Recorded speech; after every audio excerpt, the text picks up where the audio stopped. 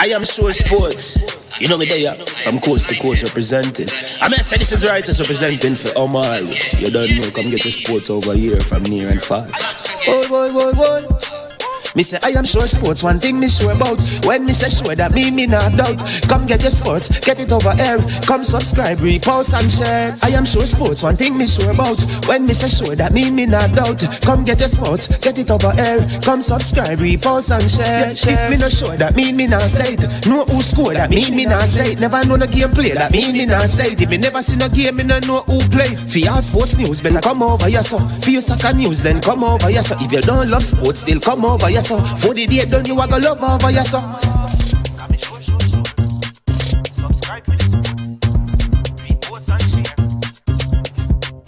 So when it comes on to behavior concerning football, Jamaica is decent. I am sure that if we can get all of these things done, set in place by the end of April, it gives us enough time before the World Cup campaign. Not afraid of no Brazil, no Argentina with these crap of players. We are good enough. Remember, like, subscribe, share. Listen, comment, let me know what your thoughts are. Trick Jerk Marinade gives your meats and vegetables authentic Jamaican jerk flavor. The spices are directly from Jamaica. Spices like jerk seasoning, allspice, Scotch bonnet pepper, fresh scallions, thyme, ginger, and garlic. The key ingredients to a great jerk marinade. 0% sugar and low in sodium. You want to try it? Made up of 18 Jamaican herbs and spices. Add delicious, bold flavor to your next grilling experience. Flavoring sauce, a marinade, basting, condiment, or topping. Trick Nick Jerk Barbecue Sauce.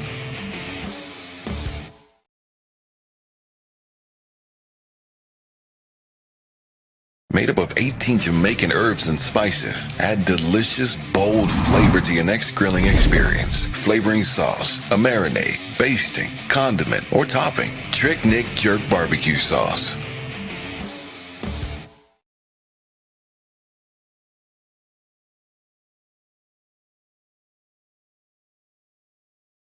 That sports for the best authentic sportswear.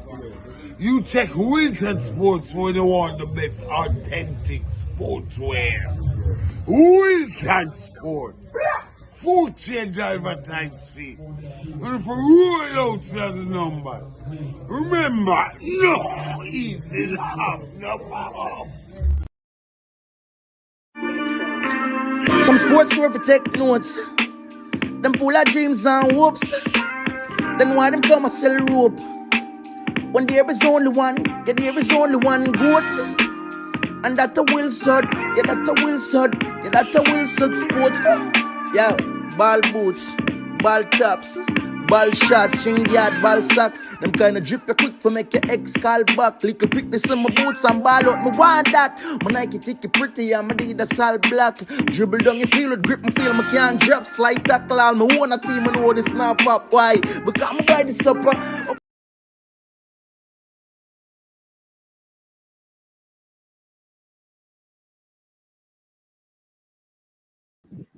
Good morning. Let me grab the microphone. How you doing? Get myself seated properly for this big one. It's going to be a BANGER. It's going to be a banger. I am telling you, people. So come on in. Hit the like button, subscribe, like, and share. This is going to be a big one. It's going to be a good one. It's going to be a top one. Trust me. Yes, indeed. We are blessed indeed. Those are the words of the one, none other than Mr. Tommy Cowan, big time NC. You understand me, glory music. Big up yourself, Uncle Tommy. We call him wherever you are. I am Manningsman, and this is I Am Sure Sports. Today, my people, we have a top show lined up for you. Lots of great information that we have to share with you. A lot of breaking news, not broken news. Hey, and we have some international guests that will be joining us. So here's what I want you to do right now. If you're on the show, make sure that you hit the like button. Yeah, hit the like button, people. Go ahead and do that. Make sure you subscribe and you share. Get some other people involved in the show. Come on now, man. Come on now. You can do better than that. Come on now. Come on now. Share the link with somebody. I am doing that. You can. Yes, there you go. That's better. Now we're talking. Now we're talking. Yes, yes. Thank you so much. I appreciate that. I appreciate that. Welcome to the show. No, some of you saw my Shamar Nicholson video. If you're not an Arsenal fan, do not say a word. Oh, if you are not an Arsenal fan, you can watch the Shamar Nicholson video and appreciate the breakdown from the Arsenal man. Don't say a word. Yeah, you understand me? Big up to all of you. Blessed love people. I have a quote to share with you, right? Yeah, let me share this quote with you and I break it down. Let me share a story with you, right? There were a couple of frogs they fell down in a very deep hole, and they were jumping, trying to get up, and they could not get up to the top. And there were lots of frogs at the top, and the frogs at the top were basically, it's a story, right? They were basically, mocking the frog, saying that you won't make it, you won't make it, you won't make it, right? You won't make it. So one of the two frogs in the hole, hearing all of that, just gave up and died. The other one kept on jumping, kept on jumping, kept on jumping, kept on jumping, kept on trying, and kept on trying, until he finally came out of the ditch that he had fallen into. So the other frogs at the top saw that and asked the frog that came out, like, how did you manage to do that? And the other frog died. When we were mocking you, saying that you won't make it, you can't do it, you won't make it, you can't do it.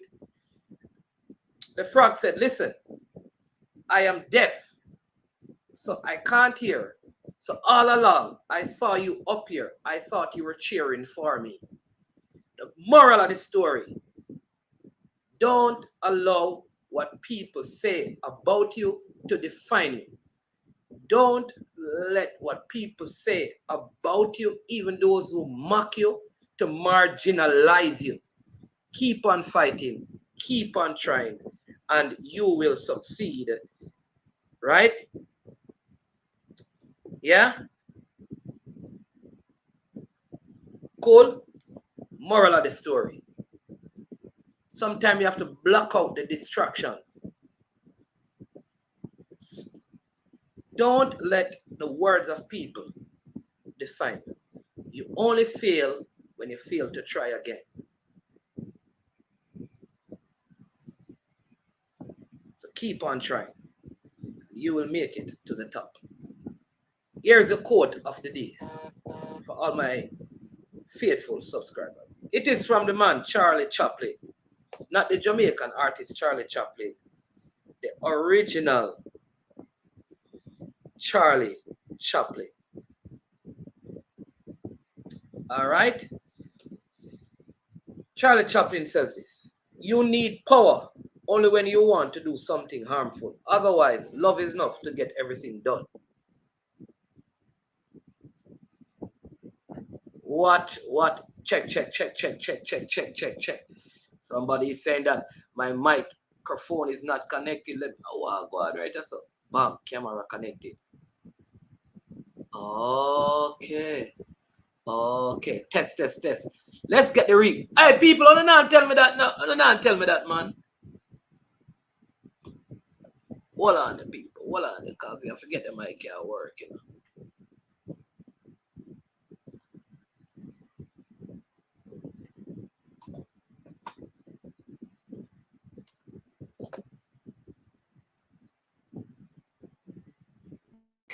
All right. Yeah, man. See the mic. Hey, people. Big up, you know. Me have a moderator, you know. We have a moderator, you know. Them man are the real moderator, you know. Them know the quality of the program, you know. No, man. You never that hear clearly, man. No, not hear clearly. No, not hear clearly. First time, and I have a moderator that he picked up that the mic was disconnected, you know. The mic was actually disconnected, you know, people. Big up. Big up. Top moderator. You understand me, people? So let me say it again. Let me read the quote of the day for all of us. You need power only when you want to do something harmful. Otherwise, love is enough to get everything done. Yeah? You need power only when you want to do something harmful. Otherwise, love is enough to get everything done. I'm going to say it a third time because I want all of you to get this. You need power only when you want to do something harmful. Otherwise, love is enough to get everything done. All right? Remember that quote because it's going to be the premise for which a lot of our discussions will be around on the show today. Very important that you get that quote. But I have to big up Cranky today, right? Yesterday was a very hectic day. You understand me? Right now I'm flying solo. You understand me? With my sons and to get them back into school and all of that.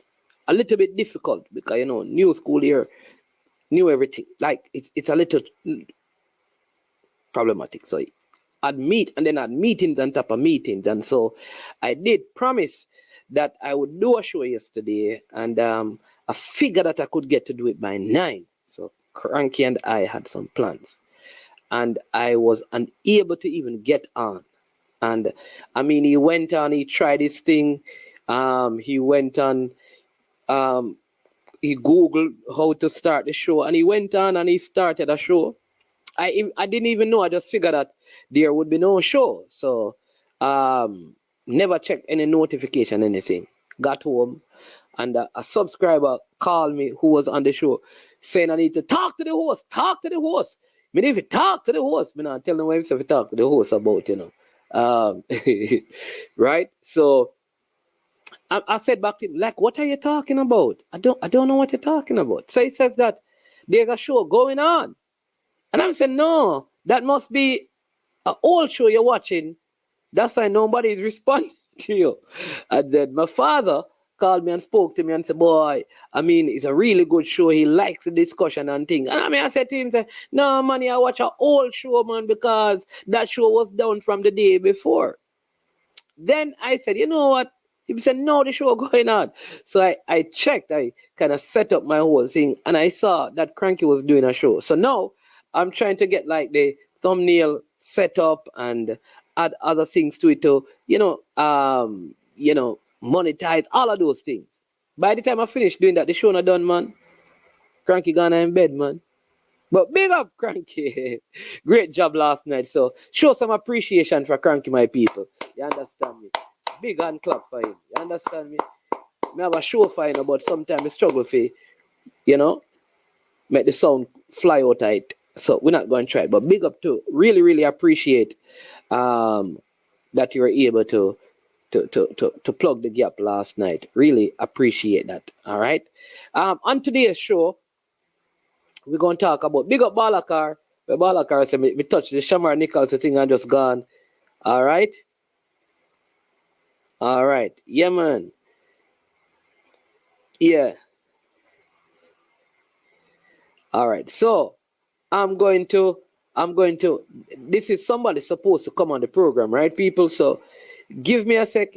In the meantime, hit the like button, subscribe and share, right? Big up Peso, big up Balakar, Triple E up. So I need to make this very important call. Watch this, because we are trying to get somebody on the show to talk about this whole injunction. Somebody who have normalization committee or have that experience in a country that can give us some idea. All right, Danny Dread, up, Tyrone Williams, blessing. So just this won't be long, so let's go. Bye.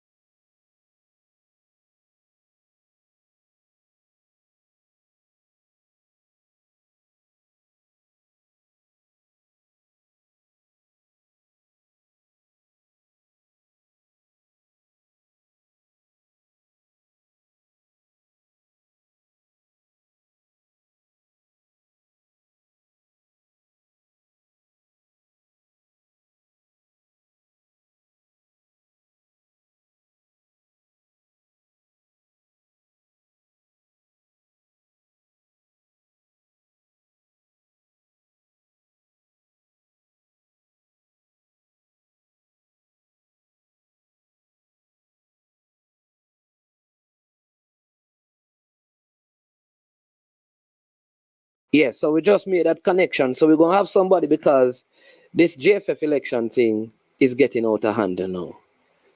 And we the people of Jamaica, the football loving fans, need to really put aside the our likes and dislike and think about the state of football on the field of play.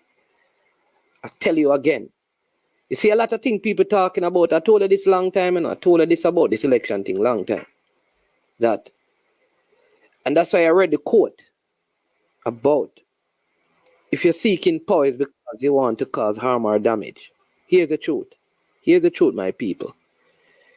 Love answers everything. We're going to talk about the U20's because I still have a group of youngsters in the United States of America that constantly reach out to me, that I know their contact information because they have played youth football, that nobody has reached out to them, even to say we don't need you, even to say we won't be calling you, and speak to them.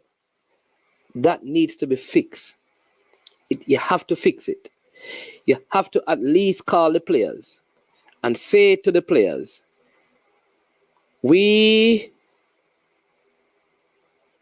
can't, or we won't, or we are not interested in you right now.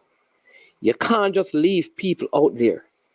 Youth and parents understand that they won't be able to make every squad, but we should never ever not speak to them.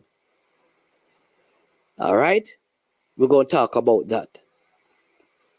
We are also going to talk about this new thing that has come out. Rasai Triple E, bless up man, Mr. United.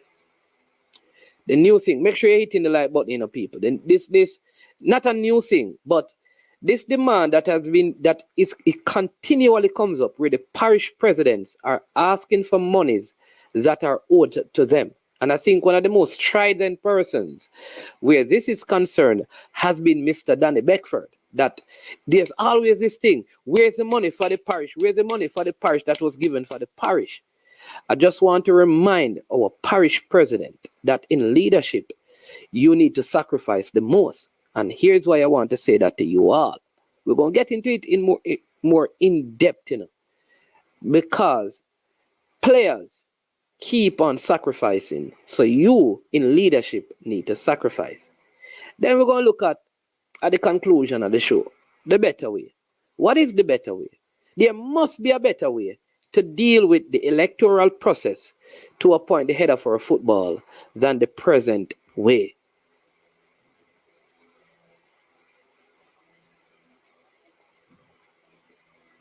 There must be a better way. This cannot be the way that we operate. And people, if you were on campus at UWI or UTech, you kind of see them the politics, how political campaigns are our elections operate in Jamaica, we have to find a better way from the highest levels to the lowest levels. We have to. So we're going to propose some better way because we're not here to cause and carry out problems. We want to, as smart minds and intelligent and articulate people, to formulate strategic plans and ideas to make a difference. But I put it to you, my people, every single one of you. You see the things that we are crying out for? Some of us need to, and I say this every time I talk about the change to the football. We need to stop talking and asking and get involved. You hear me? Instead of you pick side, be a side. Stop picking sides and be a side. Get involved to fix some of the things that needs to be fixed. Because all some of us do is find fault and problems. It is a consistent pattern, especially with men across Jamaica. Men across Jamaica are not, and this is not to generalize, but men across Jamaica are more problem creators than problem solvers. Problem chatters than problem solvers. They don't solve problems. They chat about them and they create them. So we want to use our creative minds to come up with solutions. What are the solutions? And what can we do? Because certainly we must can do something. There must be something. There is so far 85 persons. And maybe it is the same people who are on that platform and on that platform and on that platform and on that platform. And what we do, we move from platform to platform to platform to platform to platform to day after day, night after night, morning, evening, lunchtime, daytime, break time, bedtime, every time. Talk about this is wrong, football is wrong, this need to fix and that need to fix and what them a do and a whole them and them are idiot and them corrupt and them incompetent and blah blah blah blah blah blah blah blah blah blah blah blah blah from 2020 to 2024. 2020 to 2024. And yet many of us have the intellectual capacity, the financial wherewithal to make some changes, and we have done nothing. And I guarantee you that 2025, the same group of people going to have problems and complain because generally men across Jamaica are problem chatters and problem creators and not problem solvers. It's time for us to start finding solution to the problem and see them work and get them implemented and fight for those things. That is why we look up to the Paul Bogle and the Marcus Garvey. You know why? Because they didn't just identify problems. They worked diligently and creatively. They sought generously and honestly so that Jamaica may, under God, increase in beauty, fellowship, and prosperity. That's what they did. Never see a set of man love chat than Jamaican. They're full of chat. Over promise and under deliver. Find fault with everything in the world. That is why we don't have many creators and innovators in this country. People who have less than us create more things. Create softwares and items of clothing and stuff, all kind of things all over the world. Even our music lacks creativity now. We rather wear people fashion than create our own. We like to sing over people's song. Do over people dance. We are the movie creators. We are not creators. We complain about every movie on Netflix and not use our creativity to make change. I know some of you are going to leave now because I don't like hear this. Because what I want to hear is like, maybe cuss who need to cuss. Because man take over the cussing thing in Jamaica now, you know. Yeah, man. Them take over the cussing thing. No, man. Listen, let me tell you what. It don't matter. Let me say this. It don't matter where you live. You're a Jamaican. And the culture is still in you. You can take a man out of Jamaica, but maybe Jamaica is still in the man. But we have a very special guest with us this morning. It's afternoon now. It's mid afternoon almost, or past mid afternoon. I think where he's at, and as soon as he has his gadget set up the right way, his name is Mr. Keith Look Loy. All right, so we're going to talk to him right now. He was on the slate that won the election before FIFA implemented the NC in Trinidad. Good morning, Mr. Keith Lookloy. How you doing? I'm very good. Thank you very much for inviting me. You are most welcome, sir. It's our pleasure to have you on the platform, and I'm glad that at short notice you made yourself available. So thank you so much. Really appreciate it. You're welcome. Yeah. All right. So I mean, I don't know how much time you have, but we are trying to seek some understanding. We are ardent football fans in Jamaica, and it feels like let me say it this way: the sentiment is that we are at boiling point with the football administration and all that is happening. We have an election that is due on the 14th, which is next week Sunday, and it will be the incumbent is the president, of course, Michael Ricketts, and the second vice president, who is Mr. Raymond Anderson, 39 years in the federation, is the challenger. He's the one going up against him, and they have had many issues about the one side says some things that are happening. Oh, yeah. Let's wait until our guest comes back. Yeah, one side has said that some of the things that are happening have corruption in it. The other side says that everything that we do, it is in the Constitution. And their thing to Mr. Anderson's side is that you were a part of the FIFA mandate to update the Constitution and all of that. So now where we're at is that news broke that they're seeking an injunction to stop the election from happening on Sunday. We were also told that this is like the deadline for the election because it has been pushed back to the final date almost. So that's where we are at. And so we believe that if there's an injunction and no election, it means that there'll be no president because his tenure would have been finished, which means that there is no MA because you probably lose your membership if there is no election and there is no president, and which would mean, we don't know, does that mean normalization, suspension, expulsion? What is it like and how was it at the time of Trinidad and Tobago? Don't know if it is similar, but you can share your knowledge with us and we will listen intently. Well, again, thank you for the invitation. Let me just clarify something. I was not a part of the administration I was not one of the officers who were removed by FIFA in, what was it, almost 4 years, March of 2020. But I was deeply involved. I was a member of the board of directors. I was one of the key people in getting that slate elected. And I was chairman of the Trinidad and Tobago Football Association Technical Committee. Some of the issues that you raised sound very familiar. If you will allow me a few seconds, I'll just recap. As a member of the TTFA board of directors for about a year and a half, not more, I had been challenging financial management and financial procedure within the TTFA.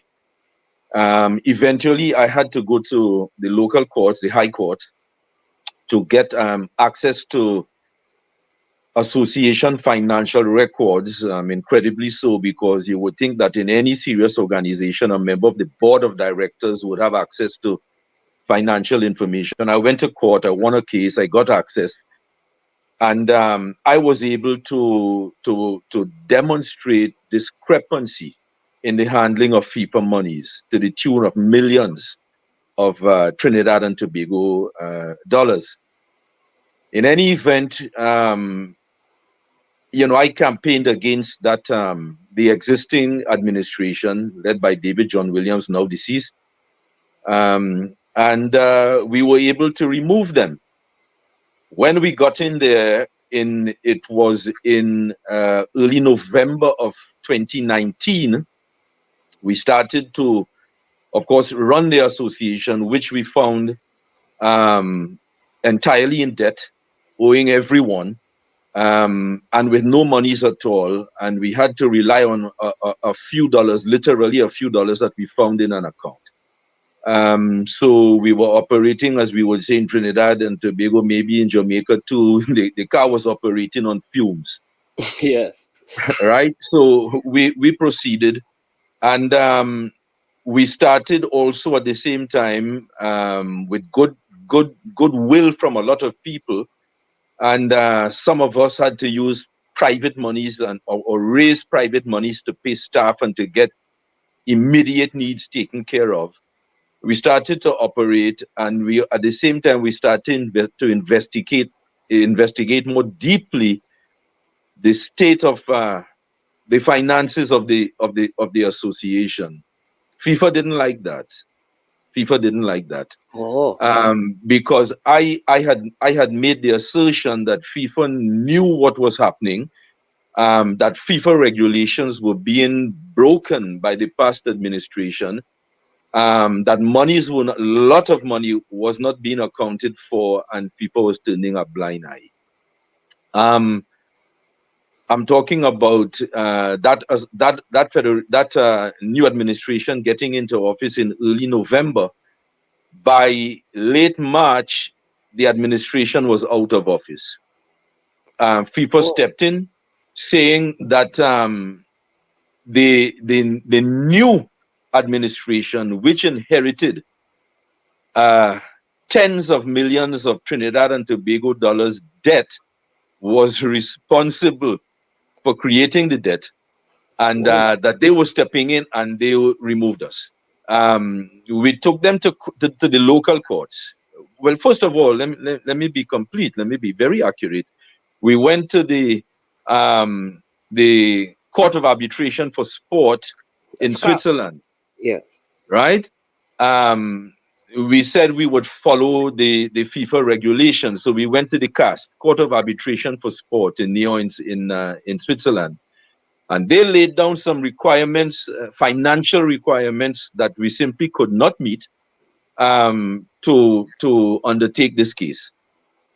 As far as we were concerned, the legal scales were weighted in favor of FIFA and against a smaller. Now, if you're the Brazilian Federation, if you're the German Federation, the United States Federation, in our region, you have the money to do it.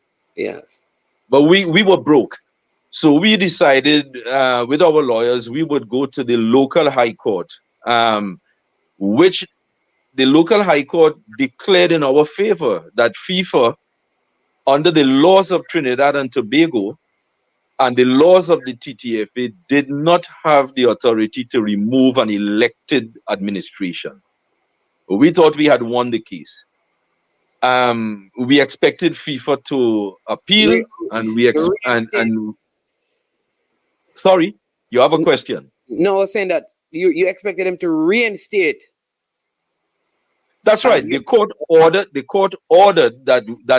the elected administration that FIFA had removed should retain its place and its position as the governing administration of the TTFA. Then on appeal, the local Supreme Court, we believe there was political interference. You can't prove that, but in any event, the local Supreme Court ruled that FIFA, that the local high court was incorrect, that FIFA had the authority to do it, and we stepped aside because we had no choice. By that time, of course, there were all the threats that, well, you will not receive any FIFA money. You will be isolated from regional and international football. Whoa. The government threw its weight behind FIFA, and we were totally isolated. The members, quite frankly, I will use my terminology. Everyone will have their own perspective, but the members ran scared and bowed to the decision of FIFA, although the membership had elected the administration 4 months earlier, and we stepped aside, and FIFA took over. The Normalization Committee initially was one person. Eventually, it has increased to 4 people, gradually to 4 people, and they have set aside all of the local, the internal institutions of the TTFA. They have essentially set aside the constitution of the TTFA. The initial life of the Normalization Committee was 2 years. FIFA extended it by another year, then by another year. And it has come now to be 4 years. And the latest mandate from FIFA will end in March of this year, in several weeks. Whether FIFA will extend it again, we do not know. There are now constitutional amendments that have been circulated among the members. And the membership is saying, well, if we don't agree to what FIFA wants, they will merely remain in power and extend the mandate yet again. So local members are in a quandary about how to proceed, but FIFA has essentially run our football with no input from the membership of football for the last 4 years. That is how it went, in a nutshell. Wow. I mean, just hearing how the sequence of event, because there are many Jamaicans who believe that the saving grace of the football is FIFA intervention, right? Like somehow FIFA will come in and end all the corruption that is happening, or the perceived corruption in the football now. But when I listen to what happened in Trinidad, there it gives the appearance that the head is messed up, so the rest of the MAs are all messed up. If at the highest level there is this perception of corrupt practices, then obviously then the MAs are going to operate that way. And maybe we should we live with the fact that there is going to be corruption in all MAs across the world because the head is, or do we fight to end it, which would mean finding a way to stop the practice at the highest level, which is the governing body? How is this fixed? Especially for small countries like Trinidad and Jamaica, who don't have the financial wherewithal to take on some of these big challenges. Well, FIFA is more powerful, has more members in the first place, and is more powerful than the United Nations. The United Nations isn't looking good right now with what is happening in the Middle East, because it can't make a decision that, that people have to stand by in Palestine.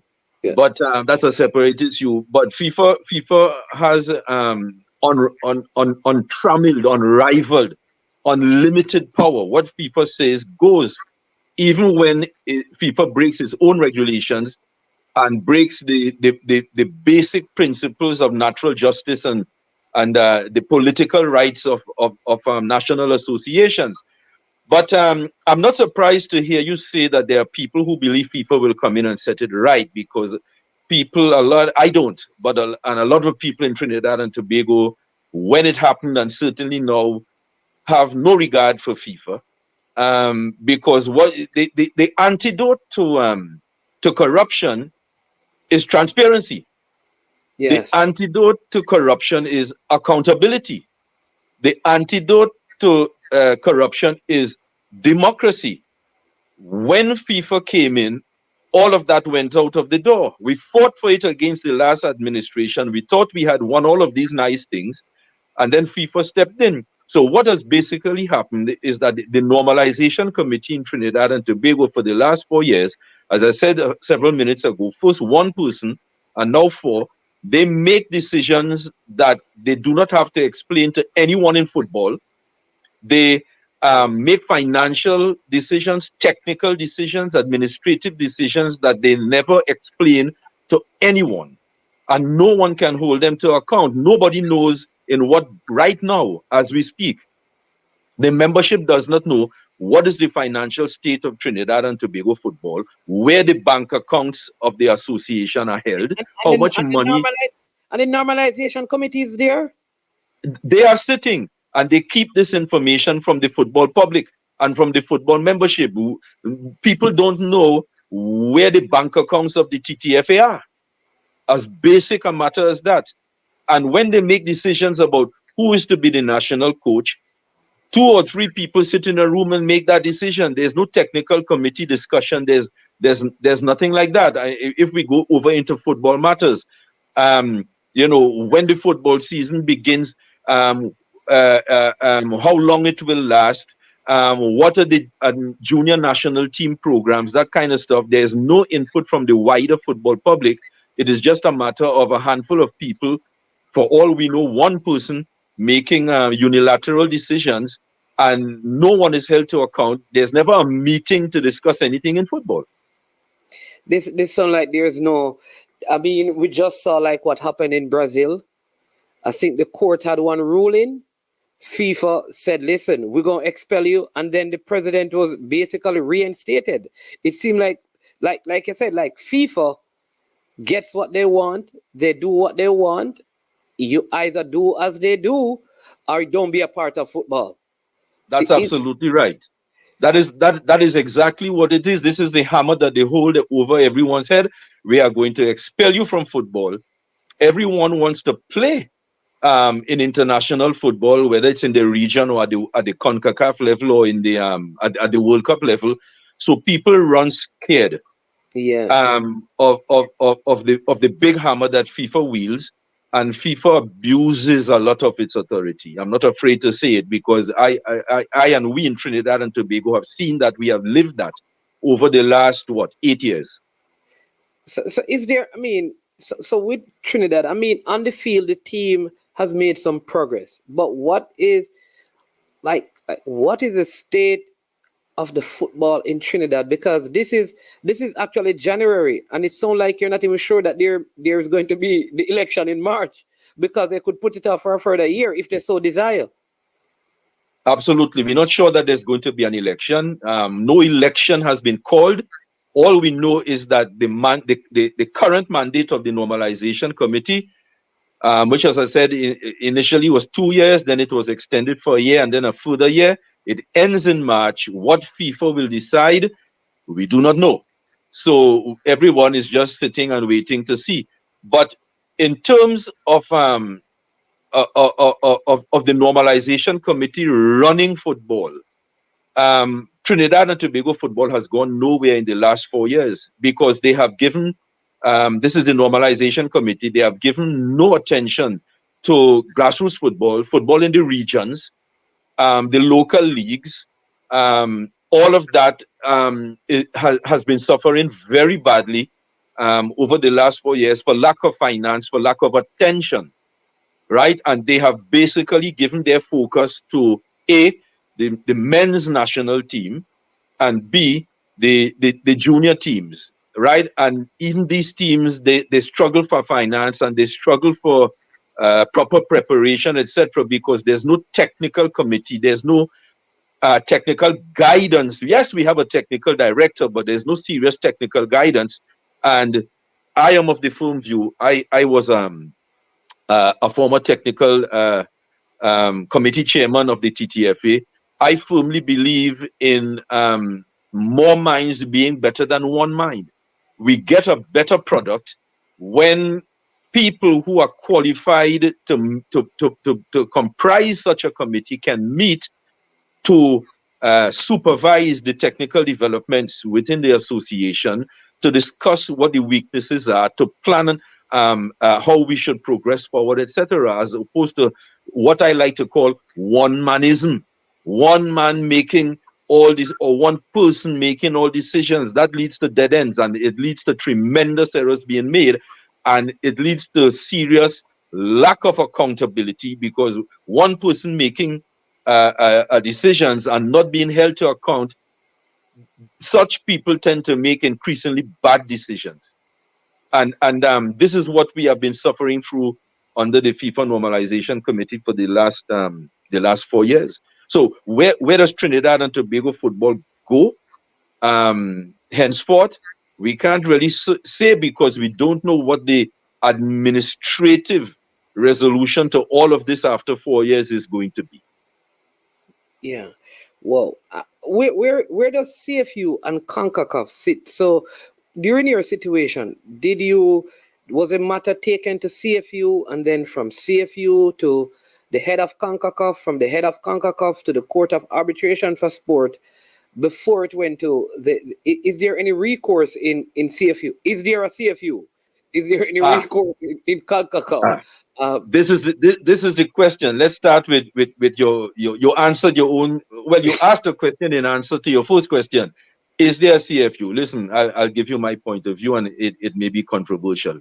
The Caribbean Football Union was a meaningful rung in the ladder of football organization within CONCACAF in the days of Jack Warner and Captain Burrell. Some people will like that statement. Some people will not like it. But the Caribbean Football Union was important in terms of the organization of Caribbean football, and secondly, in terms of the placement of Caribbean football associations within CONCACAF and within FIFA in the time of Warner and Burrell. Since sorry for running my hand across. Since everything that transpired in the politics of CONCACAF and FIFA transpired, and people were arrested. I'm not getting into who stole money and who didn't steal money. I'm talking about the organization of CONCACAF and the politics of CONCACAF. Since that time, everything fell apart, and the Caribbean Football Union is just a letterhead now, as far as I'm concerned. It has no real place in the ladder of power in CONCACAF. It does not really organize. There are no more Caribbean tournaments. All of that has gone out the window, of course, with the Nations League. And how the junior tournaments and the women's tournaments are organized now. Jamaica could play against Guatemala. Trinidad and Tobago could play against Panama, as the case might be. There's no longer Caribbean qualifying, etc., etc. And even the Caribbean club tournament is run by CONCACAF. So we can forget about the Caribbean as a body of associations having any authority. So coming back to your main point, CONCACAF, from the very start, through its political position in with FIFA, and never gave any support to the ousted administration. They were always with FIFA. The Caribbean Football Union, under Randy Harris. Yes. Quite frankly, I do not even know, and I don't care if he is still the president of the Caribbean Football Union, because the Caribbean Football Union is non-existent. They rode the fence, and in the end, of course, they also sided with FIFA because, you know, as my dear departed father taught me from the time I was a boy, everybody got to know which side of the bread got the butter. Right? So, you know, you got to know what side of the bread you got your butter. So everybody looking for the butter. They never stood with what was right. I'm speaking from my perspective. So we got no support from within the region, from within the confederation, and we stood alone. Eventually, we became isolated enough. FIFA was against us. CONCACAF was against us. The Caribbean associations abandoned us. And because of the pressure they were put under by FIFA, and quite frankly, by the Trinidad and Tobago government, the membership also abandoned us. So we decided, listen, if the members who we are fighting for say they no longer want us to fight, then to continue to fight is to fight for ourselves. Yes. And we're not about to do that, so we rested our case. Well, you know what? But there must have been between a rock in Jamaica, we say a rock and a hard place, because here it is that, okay, I really want to stand up, but what if FIFA triumphs in all of this? Then there'll be no football. Am I willing to sacrifice no football, complete expulsion, for the good cause, or do I just work with the shortcomings knowing that it is corrupt? Like, it's not an easy decision, I guess, for the person No, who has low moral standards and values. no. It's probably, and very few people we can speak of with the kind of moral standards and values that will say, I am going to stand up for what is right, even if there is no football for the next 8 years, any at all. But at the end of But it, I can say we stood up for what was right. And because who has gone up, has anyone gone up against FIFA and won? no, but this is precisely the point. FIFA is all powerful, and not just politically, but we have to remember that small associations like Trinidad and Tobago, like the Jamaica Football Federation, depend heavily. Trinidad and Tobago FA more so, I think, than the JFA. I may be wrong, but I think more so than the JFA depends on FIFA financing. If the TTFA right now as we speak didn't have FIFA financing, football would stop, because the TTFA doesn't really have any significant Trinidad and Tobago private sector or government financing. Football would stop. So people look at that, Even for the national and teams? yeah, well, it's all FIFA financing. It's all FIFA financing.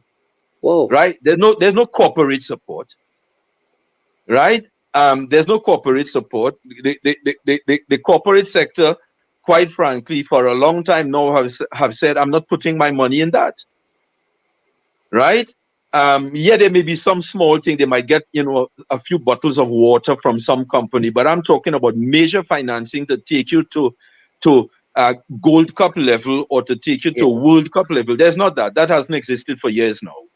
And then the man in the street puts pressure on the football politicians, people who hold office at whatever level, because they're saying, if we are kicked out by FIFA, as the Prime Minister of Trinidad and Tobago said back then several years ago, we're going to have to play against ourselves.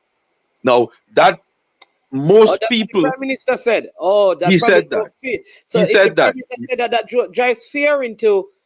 Exactly. He said, who are we going to play against ourselves?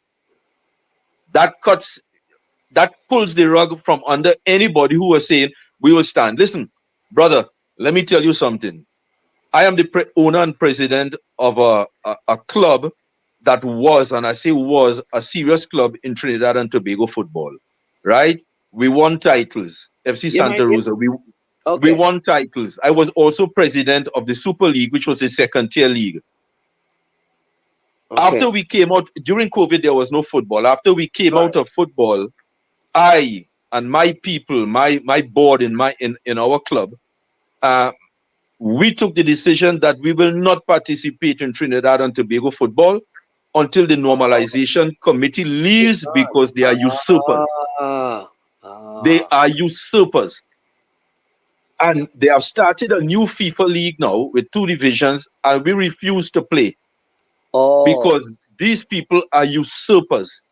When Trinidad and Tobago football is taken over by Trinidad and Tobago people again, whether the new incoming administration, I like them or don't like them, whether they are good or bad, but they are local people elected by Trinidad and Tobago football people.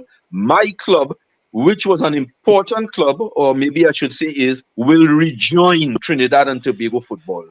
But we are not playing football that is run by usurpers. Now, that is a tough position. Yes. That's a tough position for 99% of people to take. So you're the only club who took that decision? The only club. The only club. People might consider us fools, but we stand on what we believe. You see, I don't know how long you have, but I will tell you. No, you can go ahead. As I said, speaking for myself during all the debates that went on from when they kicked us out in March, and we fought them in the courts until November of 2020. And I kept making the people, you see me, I am a free man.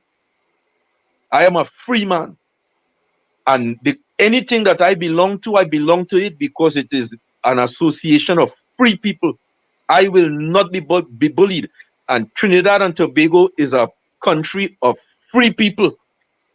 You understand? So I refuse to participate in anything that is run by usurpers. I will not do it. I took that position. Most people decided, Keith, we can't go with you. I said, okay, I respect your right to make your decision. You go ahead. I will rejoin my people. We will rejoin when Trinidad and Tobago flag flies over the TTFA once again, not the flag of FIFA. Most people can't do that. So they're free to go ahead and play their league. I follow it, but I'm not participating. Yes. Yeah, because brother, I born free. Hard line. And I think that's where because like with what you're saying, here it is that we have the two candidates that they are I figure they are getting the one wants to bring the local court in. And many of us believe once you do that, then FIFA steps in. FIFA will step in. Yes, and then I don't know if I could live with our football going through what Trinidad is going through. And that is the decision, not to cut you off.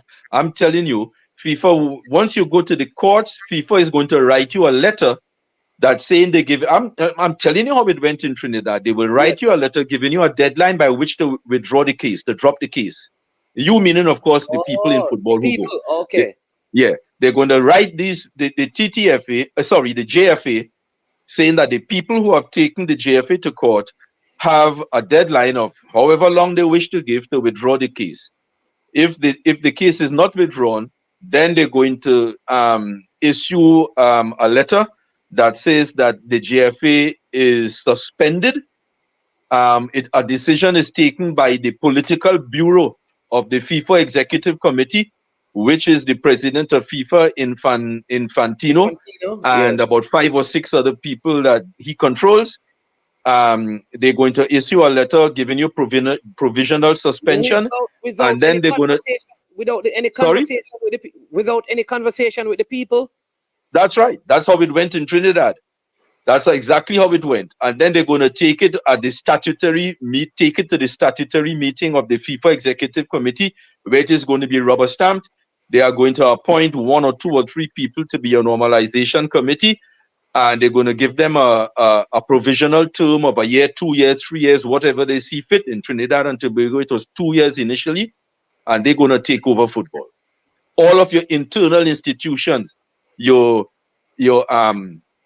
General Assembly or whatever it is called, and your General Council and all your committees, all of that, they're going to sweep that to the side. Whoa. Or you take the decision, we don't care. We're going to let the courts decide it. What the courts decide, we're going to abide by that. And if it means we're going to be exiled from regional and global football, no problem. We're gonna play against ourselves and so on and so forth, which I admit is a hard decision for 99% of people to take.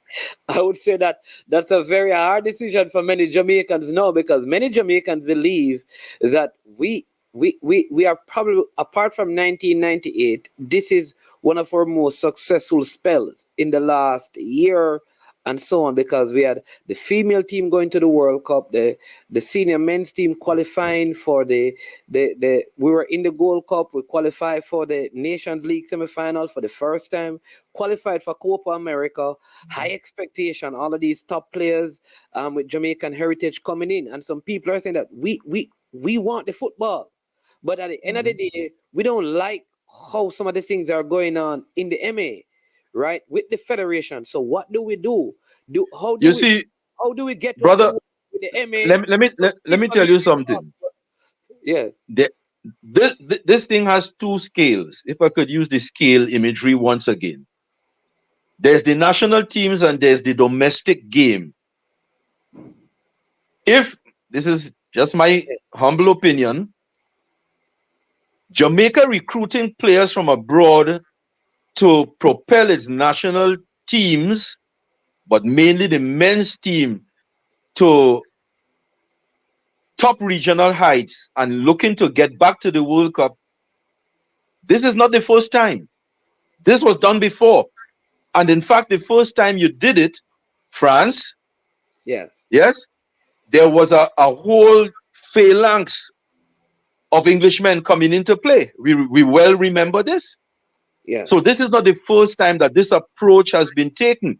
Trinidad and Tobago is also trying to do this, which is why now the team is turning around a little bit. They're getting in some foreign-born players from Canada, from Great Britain, not Premier League players like you are getting, because it seems that the Jamaican immigrants produce more to England, Britain produce more football players than the Trinidad immigrants. You But produce more cricketers. that's right. But that's a separate issue. But you can do that. So when you recruit players from abroad, give them a passport. You can make progress. Your main player in your women's team is English. Yes. No, she plays So in you England. can do it that way. She's born and went to high school. Khadija Shaw, born and Sure. raised in Jamaica. Yeah, but she plays in England. Right. Yeah. Right. She plays in So England, you yeah. bring them in and you give them the passport, as the case may be, and you can propel your team. But then on the other side of the scale, there's the health of the domestic game. The progress of the domestic game from your top local league all the way down to the little boys kicking and girls, for all I know, kicking ball in Boys Town. I know Boys Town, I know Jamaican football. I've been in Jamaican football many times. Yes. Right? I know the deal, right? So I've been around. I've been to Premier League matches. I've done work with the JFF back in the day, and so on and so forth. There's the domestic game. How well is the domestic game run? How good are the development programs at grassroots level for the boys, for the girls, the coaching education program, etc., etc., etc. That has nothing to do with how good your national teams are doing if you're just bringing in players from abroad. So I'm saying that you could have, I'm going to use a nice word, you could have a symbiosis, two things living together alongside each other that don't really connect. You could have a national team that's doing very well, and your domestic football is in a mess. It could happen. Yes. And That is this true. is the problem that we have been facing in Trinidad and Tobago football, because the domestic game is going backwards, while hopefully the national team has turned a corner and is now beginning to show some progress after quite some time eating licks. Now we still have a chance to get into the Copa America, and that is the symbiosis. If we get into the Copa America, we have turned a little corner.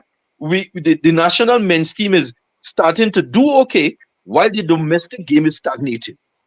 Why? Because no progress under the normalization committee, where the domestic football is concerned. It's concerned, yeah. I like the point you're making, because right now what we can say is that we have seen a little light at the end of the domestic tunnel.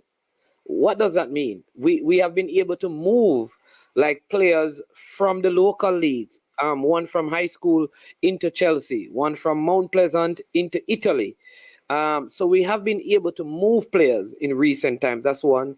Cavaliers went to the finals of the club championship. They're in the CONCACAF stuff. So we are seeing some of that happening. So the league is a whole lot better with the emergence of Mount Pleasant, because Mount Pleasant, I think they have two young Trinis, Nathaniel James are playing. Nathaniel James was a youth player in my club. There you go. Is he? Yes. I know him and his family very well. He was a youth player. He started football at age 5 in my club. There you go. I think in last year they had like more than 20 foreign nationals. They had several players from Guyana who are part of the Guyana. So we have seen that the league is the highest it has been in terms of sponsorship. I know with Anton Carneal from Trinidad, they have been doing the whole coaching education in Jamaica. So we are seeing some progress, slow, but some progress at the domestic level.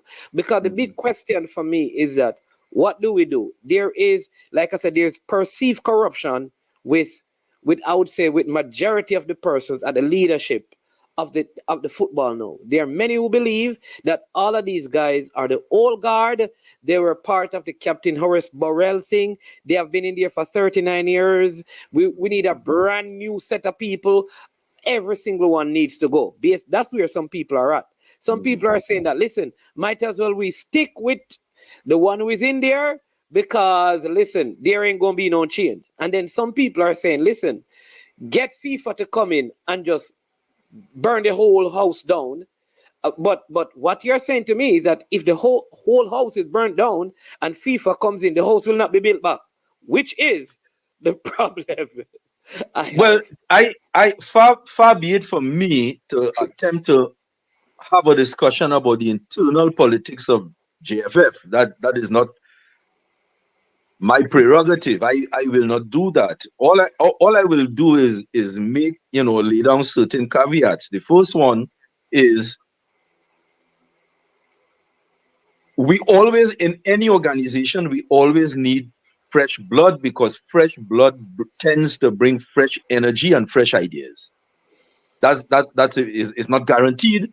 But when I in my club and when I was running the Super League in Trinidad and Tobago, I always used to tell them in any meeting, I want to be the oldest one in the room. I want to surround myself with younger people than I am, who are vibrant, have energy, have vibrant ideas. That's the first point. So, in principle, change for me is something that I don't resist. Change is something that I always look for, but it has to be the right change. Can't be change for change's sake. The second point is the experience of Trinidad and Tobago football with the normalization committee is not that the FIFA burned the house down. FIFA consolidated the house because the house was corrupt. And FIFA consolidated the house. It didn't burn it down. FIFA put a fence around the house, an electrified fence around the house, so that nobody could penetrate to see what's going on inside the house. And and people are running the house for FIFA that are untouchable and that have to account to no one outside of that fence. Okay, that is what is happening in Trinidad and Tobago football now. All I will say about your Jamaican people business and your election is that if people are talking about going to court, and I don't know the merits about who corrupt or who not corrupt in Jamaican football, if you're making the decision that you want to go to court, there are consequences and you have to be prepared to face them. I was prepared to face them. If you buy, as I always like to tell my people and the young people I deal with every day in my club, if you buy the ticket, be prepared to take the ride. Yes. If you buy the ticket, be prepared to take the ride. The little boys who I talk to keep them out of the hands of the gunmen and the criminals. If you buy the ticket, take the ride. Yeah. Don't cry for mommy if you get catch. But you understand? So yeah, absolutely. That makes sense. Okay. You have to be willing to live with the consequences. Your consequences. That's right. Yeah. So and the consequences are harsh. People want to play football. They want to see football. Like the consolidation that you speak of is you're not saying that there is no corruption. You're saying that there is still corruption. You just can't get access to what it is. So it may not, it is magnifying all FIFA did. I don't know, it's magnify what to show how corrupt it really is, and then put a big fence around it, so nobody. Yeah, because we don't know what is. We do not know, literally, my brother. We do not know what is happening with the finances of the Trinidad and Tobago Football Association. We don't know what money is coming in, what money is going out, how it is being spent, and even as basic a matter as where the banking accounts of the association are held. What bank they in? What would be the best way forward? Because maybe we can learn from Trinidad and Tobago, because I always tell people when Trinidad and Tobago and Jamaica can get back to the time when, you know, stadiums would be packed when both teams are playing, when the Yorks and, you know, the top Jamaican players are matching their skills on a regular basis, right? And we have not only that, but administratively, those two MAs have leaders of integrity who will stand up for what is right before CONCACAF and FIFA. When those things happen, then I believe that Caribbean influence at the big table will come back. Until then, we'll just catching crumbs. Absolutely. Listen, I am everybody in Trinidad and Tobago and our football knows me. I'm a blunt man. I speak straight. Listen to me. The Caribbean, we the little rocks of the Caribbean will only have respect and have authority within regional, by which I mean CONCACAF or Confederation Football and Global Football again, if we can find a way to unite our little one votes into a block as we used to have. For better or worse, this is the only time it will happen again. As long as we are separated and kept separate by the, I'm saying it, as long as we are kept separate by the people who now run CONCACAF and FIFA, so long will we just be cannon fodder. As you say, getting crumbs from the table. We used to run CONCACAF and that benefited Jamaica. Jamaica went to the World Cup. Trinidad and Tobago went to the World Cup. Yep. Jamaica went to under 20. I saw Jamaica play in the Argentina under 20 World Cup. World Cup, yes. I saw that with my own two eyes, as we say. And right? These things happened when the Caribbean was strong. As a body, as a unit, our 36 out of the 46 CONCACAF votes. That is when we were influential, and that is when our football was at its peak. Yeah, FIFA and that's politics. FIFA basically what FIFA did, split up the Caribbean, gave absolutely members of the Caribbean position at their table and pull them to their side. That is what they did. Yeah. And until we find a way to reunite, so we could exert collective influence in CONCACAF and therefore in FIFA, then so long will we have to suffer what we're going through now. But to do that, we have to have leadership of integrity and vision. Yeah. Who are the leaders for Caribbean football in the Caribbean now? Where are they? You tell me. You tell me. Where are they? Because I need to talk to them. That's what I'm saying. Sound like you are one of them, but we need to find some more because where are they? Do you remember? I remember a time. I remember. I'm sure you are also old enough. I'm sure you remember the time when you go to a CONCACAF Gold Cup or any CONCACAF tournament, male or female, at any age level, you would find CONCACAF officials, referees, assistant, etc., etc. Yes. All of that. Listen, Trinidad and Tobago no longer has that. There you go. Listen, Jamaica played in the World Cup qualifier against United States and had a Costa Rican referee when we were competing for the last spot with Costa Rica. A goal was called back by the Costa Rican official that they said at the end of it, it was an error. And they implemented VAR from there on in the World Cup qualifier just completed. I guarantee you that if we had the Jack Warners, as much as people may say, the Captain Horace Burrell, the Horace Reed, and these guys still actively involved in the football, those things would not have happened. Absolutely. I know the goal you're talking about. I follow Caribbean football. I watch the match. Right? And let me tell you something. You mentioned Horace Reed. You know what? Marlon Glean, the Grenadian MA president, is a good one. I see Andre just put his name in there. Yeah. You know, you mentioned Horace Reed. Now, listen, we are humans, we are men, we are women, we are not perfect. Everybody, this is the way I judge people. We all have pluses and minuses. In the balance, do the negatives or the positives outweigh each other? Which one outweighs the other? You mentioned Horace Reed. Horace Reed was once the director of competitions for CONCACAF. He was gone. He was running the competitions for CONCACAF. I worked with him in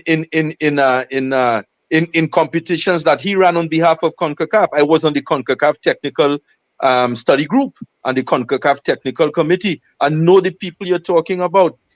Everybody has weaknesses, but in the balance of things, in the wider scheme of things, where are the Caribbean people of influence in CONCACAF football today? They're gone. Yeah, that's it. That's it. So what do you believe is the best outcome for Trinidad and Tobago? I believe that we need to get this normalization committee out of the way. I said several minutes ago, and I'm enjoying the conversation. Time flies when you're having fun. Several minutes ago, I said, my club will re-emerge in our local football when we have an election and local people are elected to run the association, whether they're good, bad, or indifferent. It's local people. Then if we have to fight for whatever we have to fight for, we will fight, because life is about, and progress are about fighting to go forward. So I believe that we need to, the local people need to do what is necessary to get the normalization committee out of here in March, so that we can have that election in March or early April, whatever the timing is, so that we can have local people reinstituted into office to run the association. Then they will have to implement whatever the program is if they have it. If the program is good, we support them, or in whatever parts of the program is good. And if there are things we have to fight for because we oppose them, then we fight. This is life. This is organizational life. But we need to get FIFA out of here, because they have not done anything for us. So can the government say, listen, you have been here for 4 years, so we, the government of Trinidad and Tobago, are asking you to leave? No? Well, if you do that, this is the other part of it. They will scream government interference, and we will suspend you if the government interferes. But the government of Trinidad and Tobago supports the normalization committee. Who is FIFA accountable to? No one. They will tell you they're accountable to the membership, but listen, I have sat in FIFA Congress more than once, right? And in FIFA Congress, people don't rock the boat. They go with the flow because the perks are so good. International travel, daily allowance, appointment to committees. People don't rock the boat. So they go along and they just raise their hand to say yes. It happens in the local associations too. A man comes from a parish or from a region, as we say in Trinidad, to a JFF or to a TTFA meeting. He ain't rocking no boat. He's sticking his hand or her hand in the air to go along with the program because they get an appointment or to go to a conference or to go to a tournament. This is human nature. It's hard to fight for the right thing. The right thing is a lonely road. Because I'm here saying, what benefit is there to the government if FIFA stays? Why wouldn't they want them out? Because there's no benefit. Well, I can't speak for the government. All I can say is what is on the record, that from day one they supported FIFA in what it did. Right? They supported FIFA in what it did.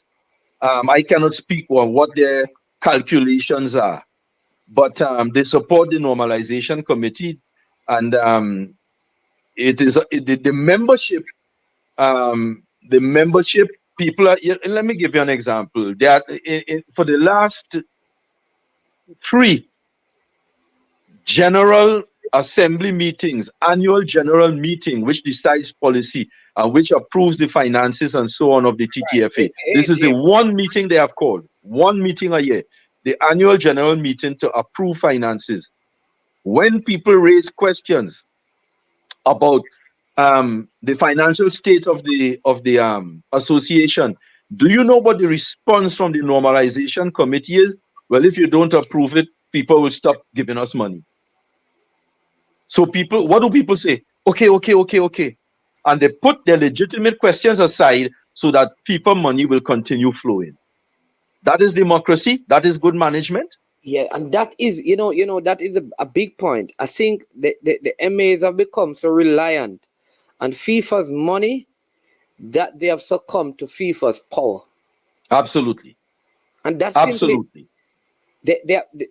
so anything FIFA says goes because we depend on you. And if you pull your money, we have nothing. And it is a form of slavery. It's just that you Absolutely. may not be a slave to a person, but you're a slave to the person's Absolutely. money. Because really, Absolutely. that's what it is. Absolutely. In international affairs now, in the geopolitics of the world today, certain people talk about the international rules-based order, that we have to maintain the rules-based order. You can't do what you want, while they do what they want. They're telling you can't do what you want. Well, that is FIFA. FIFA has its own rules-based order. They do whatever they want. They make the rules, and you have to follow. So that's I keep on asking, who is, unless you, like, I think the only time I've seen FIFA challenge is when this whole I think the FBI America got involved in part of that big, like, is it that only the powerful, I don't even know how many nations can do that. Maybe just the United States of America. Absolutely. Who else? Who else have dare challenge FIFA? So they're accountable to no one. No one. So why? You're absolutely right. So they may feel no one can accept. So you know what? Leave the USA to do what they want. As long as we leave them, we have a free reign and free rule. Yeah, FIFA does what it wants. The internal institutions of FIFA are populated with people who go along with what the president has to say or what he wants to achieve. And that is what is it? 208 members of FIFA. People don't rock the boat because they want the appointment to a FIFA tournament. They want a trip to Zurich, etc., etc. Fighting the power is a lonely, dangerous road if you put your career above principles. Yeah, I see some people saying like Germany, England, and France. Listen, I think even as individual nations, some of those nations will struggle. What they can do is if UEFA challenges FIFA, but will that happen? Because FIFA is really based in Zurich. I mean, It is European. It is, come on, people. It is European based. They are going to find a way to make the corruption work. All right, Germany, we will give you the World Cup. All right, France.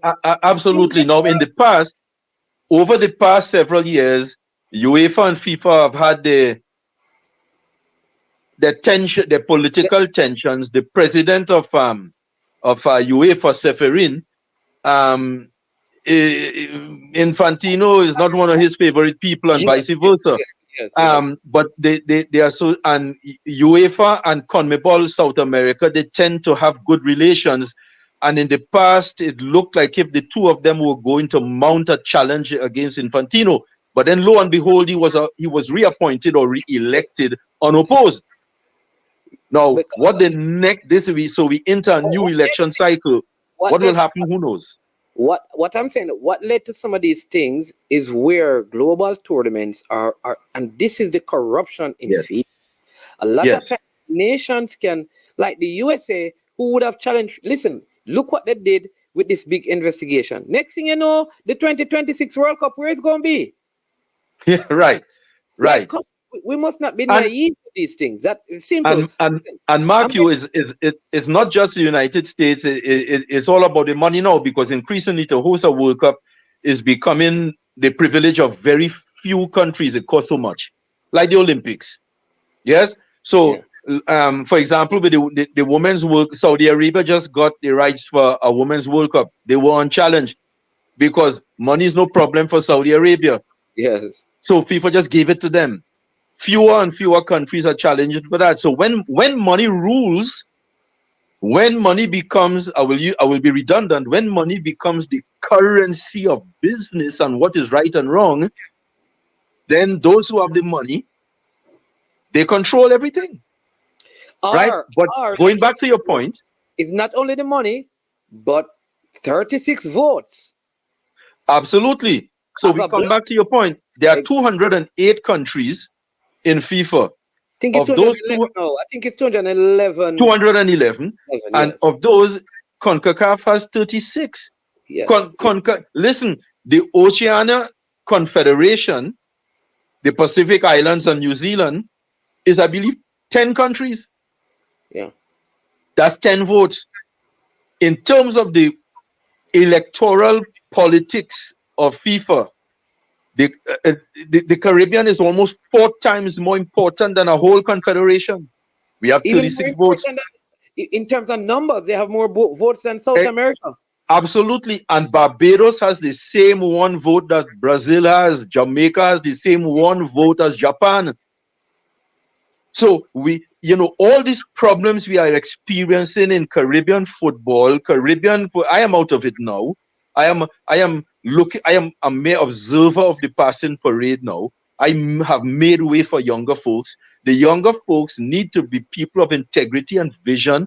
I go back to what we have both said many minutes ago, and they need to understand the centrality of having Caribbean football reunite and reconstitute itself as a force in CONCACAF to give us influence once again. But and stop this situation where everybody's seeking for themselves. Listen, like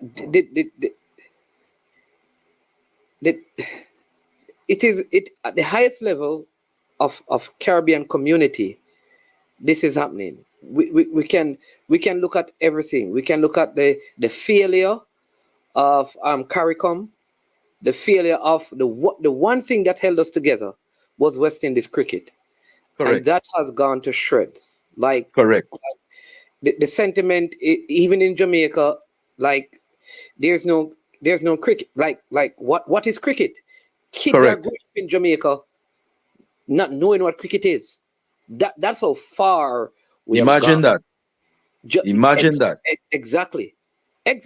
Kids in Jamaica don't understand the sport or know about it or know the stars in it anymore. Mm-hmm. So the point I'm making is that Caribbean unity, while football can do it, I think, and this is where I want the leaders left in the football to begin to call our political leaders to come back to that place of unity. Because when all of these things were happening, you'd hear about, I think, the Patrick Manning and the Keith Mitchell and the PJ Patterson and all of these leaders. They were not just leaders in the Caribbean, but they had global influence as a grouping of leaders. And there are many others. I think as the leadership has changed at the political level, the leadership has changed at the social level, and that has impacted the sports. That's right. Yeah. And the leaders of Caribbean football today have allowed themselves to be picked off one by one. And the resolution of that problem is for the Caribbean, again, I repeat, as a group to listen. Let me tell you this. When Jack Warner became the president of CONCACAF, he had to challenge the Mexican Terrazas. Mexico controlled CONCACAF. The Caribbean was just some islands kicking ball on the fringes of Central America and Mexico. And Mexico dominated the Caribbean, dominated CONCACAF in terms of what was happening on the field and in terms of what was happening in the meeting rooms, the conference rooms. Jack Warner brought the Caribbean leaders together with the simple purpose of them exploiting the mathematics inside of the meeting room. Look around the room. 80% of the people in the room is us. Yes. 80% of the people in the room is us. So why are we allowing people to dictate to us? Yeah. We need to get back to that. And somebody or some group of Caribbean football leaders has to emerge that could put the Caribbean, like Humpty Dumpty back together again to give us the political influence we once had so that Caribbean football could progress again. Not just Jamaica by itself or Trinidad and Tobago by itself, but all of us. Yeah. I don't know. I've not. I can't remember when last I've heard from Randy Harris. I can't. I'm in Absolutely. Jamaica. I'm trying to remember, when have I ever heard anything from the CFU president? When have Exactly. I even? I'm trying to think if I've ever even seen him. I've seen Kamara. I've seen Yes, I know Kamara, him. right, from Trinidad. I know him, yes. Yes, but I'm trying to think if I've ever heard Randy Harris anywhere speaking about And this is the leader. football. You know, I don't know about in Jamaica. Caribbean people share many things. So sometimes we share something and you're in a particular island, you don't know people in another island share it. But in Trinidad and Tobago, we have a saying, the fish rots from the head. Yeah. When the fish rots from the head, that is where the rot starts, at the head. If you cannot see or hear from the president of the Caribbean Football Union, can the Caribbean Football Union be anything good? Yeah. That's the point. And I know Randy well. I know him from when he was just a football man in Barbados, because I used to go to Barbados for football. I've known him decades. Yeah. But And he's not given the leadership that is required.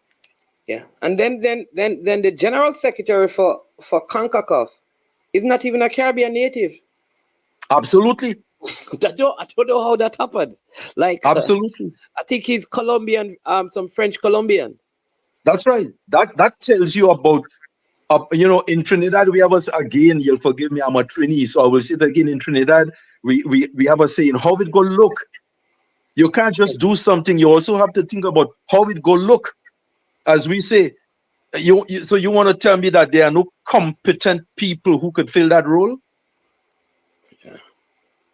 You see, so, but people will do you what they think they can get away with, and unless you make demands of them, then they will give you nothing but grief. So Caribbean football people and Caribbean leaders have to make demands, and we have to make demands with one voice. Yeah, because here it is in Jamaica, we are saying to the candidates, what have you done in your parish? You call it district in Trinidad, I think. What have you done in your parish? What have you done? Absolutely. Nobody should run for office, and nobody should vote for them if they don't have a record of work and achievement at whatever level they were supposed to be working at. When is the CFU election? Because we need to ask Randy Harris what he has done in Barbados. I have no idea. I've stopped paying attention to them, really and truly. I have no idea. Yeah. Right? But let me say this. When let me ask you this. When is your election, you say? Sunday. But one side says they plan on taking out an injunction, because what happened is that, so they, originally in Jamaica, there were only, during Captain Burrell's time, there were only 13 votes to select the president. So the whole constitution was redone. And in that new constitution, they had 3 pillars. Pillar 1, Pillar 2, and Pillar 3.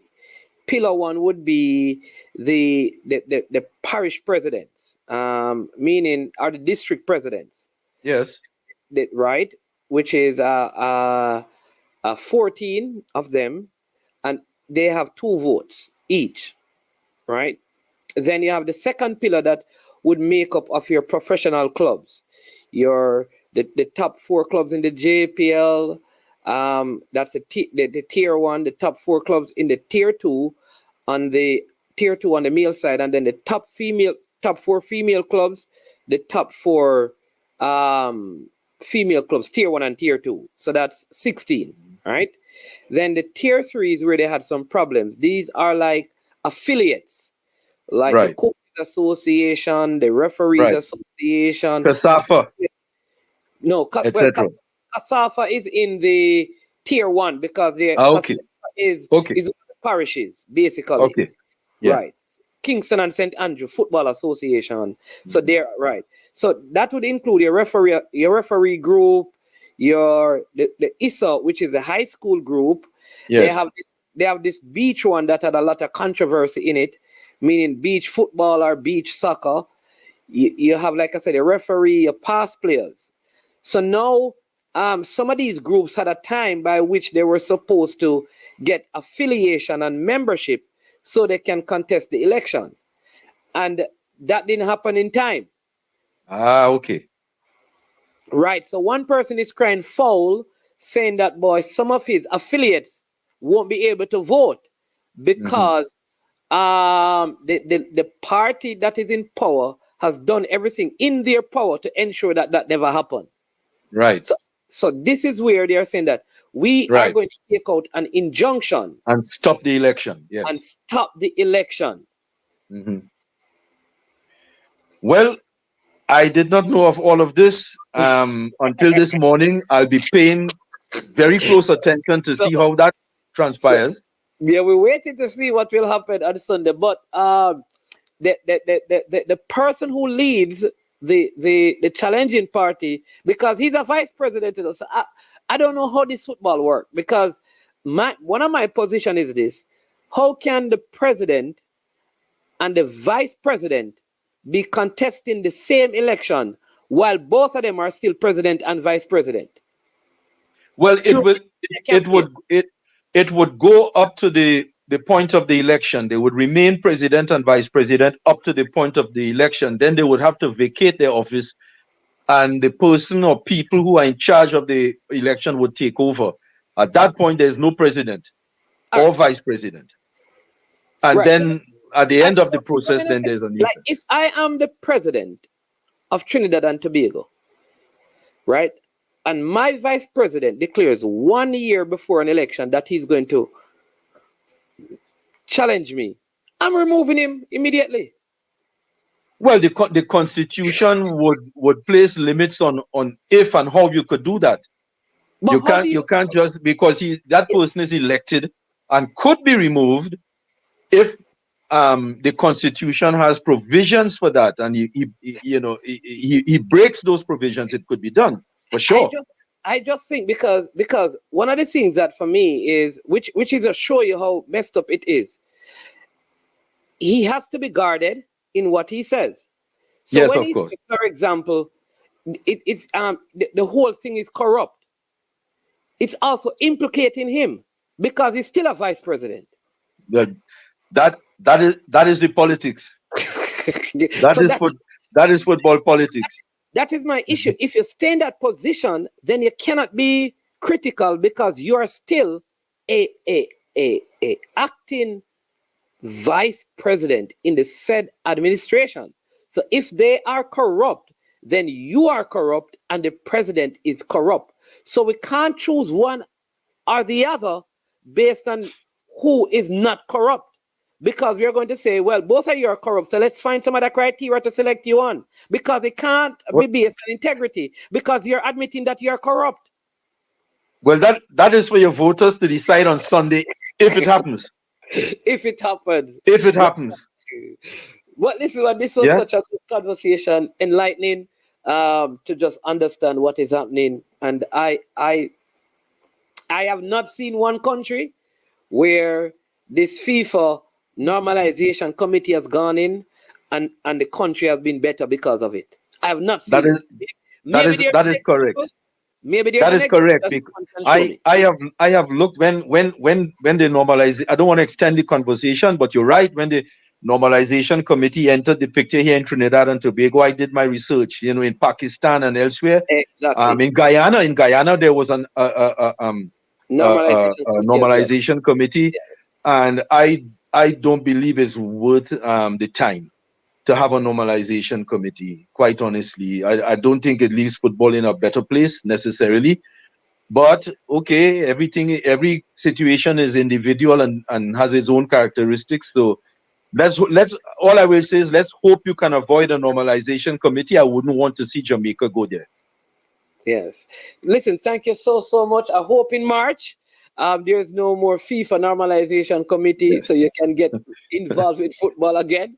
I think, but listen, I don't know why Andre took so long to bring you on the channel. I don't know why he's hiding you, man. But well, feel free to call me anytime again. Definitely. I'll certainly do that. I'll call you after the election to let you know. All right. going on. All And right. I'll start watch. And I didn't know of your show. I'll start watching it. Oh, really? And I was in Trinidad recently, for the Jamaica versus Haiti game. Met some Okay. good people. Met some Yes. very good people. Very good people.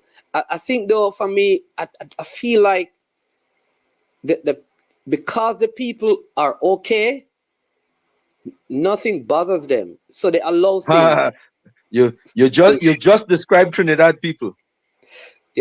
So in Jamaica, we are going to talk.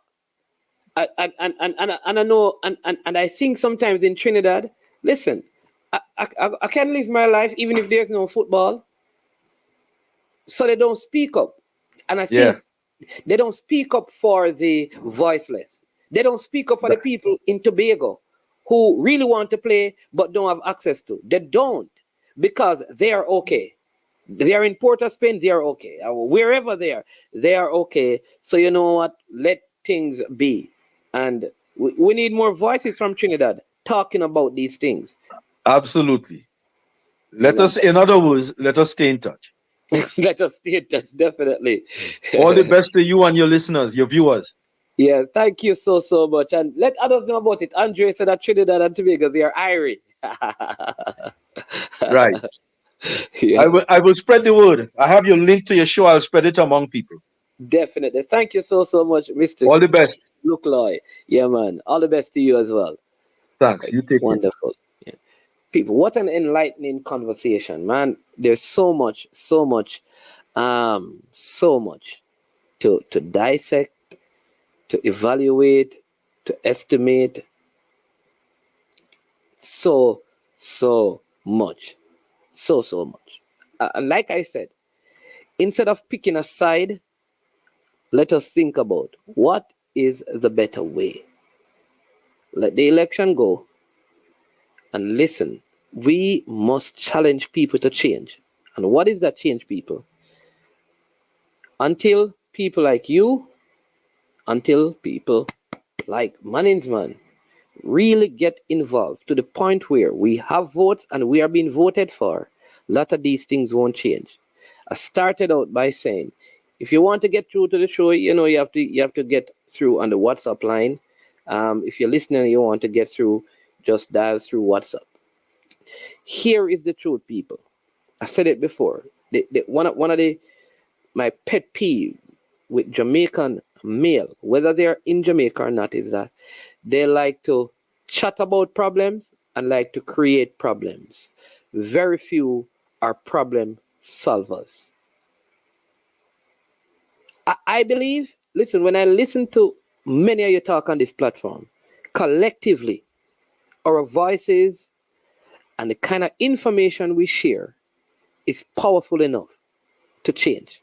I remember more than a year ago, I was on the coach's desk, and people were talking at that time. People used to say that I'm defending the JFF and I'm defending my crickets, and I said no, I am not. But this whole talking thing not going to change anything, and I will not change from that. All this chatter does nothing. Oh, who me? We don't want to get involved. I'm not asking you to get involved with those who are there. I'm asking you to get involved in football. You form your own team. Build something. Build something. That is the only way. It even in the politics of Jamaica, right? Build something. Build something new. And challenge. Work hard. Get down, like I said, in the nitty-gritty of things. From community to community, from parish to parish. Especially some of you in the diaspora.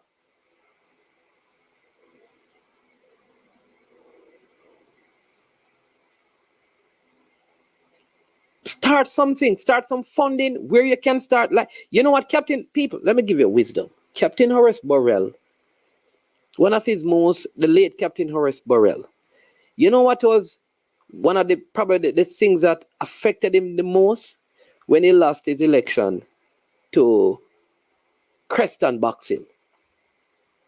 What did Burrell do? Burrell is no fool, he's a smart man. And people said that Obama by the election. Sometimes you have to do that. It's a part of the politics. You know how he bought the election? Every league in Jamaica was sponsored by Captain Horace Burrell. Captain Horace Burrell, Major League. Captain Horace Burrell, Super League. Captain Horace Burrell, Major League. Every parish. Remember, there were 13 votes, you know. Even if 2 of them vex with you, 10 of them will go vote for you. I'm telling you. So, use the Captain Horace Burrell model. Start sponsoring some parishes. Come together. A group of you come together. Put a $10 a year, a $50 a year. Raise some money. Man said that is corruption. Oh, jeez. All right, people. Let me, because I like to have good conversation. So, Orlando, you're saying that it is corruption if somebody gives you something for you to give them something in return. So, is it corrupt when you take a girl on a date because you want to have sex with her? Like, people, come on, man. Corruption is dishonest and fraudulent conduct by those in power, typically involving bribery. So, that is it. The process by which a word or expression is changed from its original state to regard as erroneous or debased. So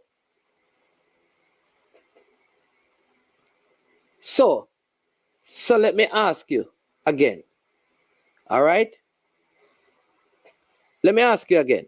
So, if I help you, and out of helping you, you support me, what part of that is corrupt? That is what I want to explain. I need somebody to explain that to me. It's a different thing that on election day, I give you, watch this, I give you money and say vote for me. That's vote buying, which is bribery and wrong.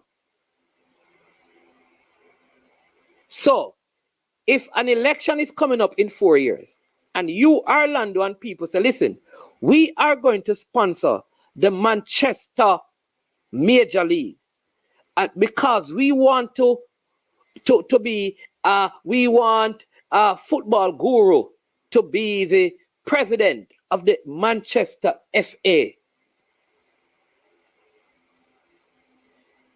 Right?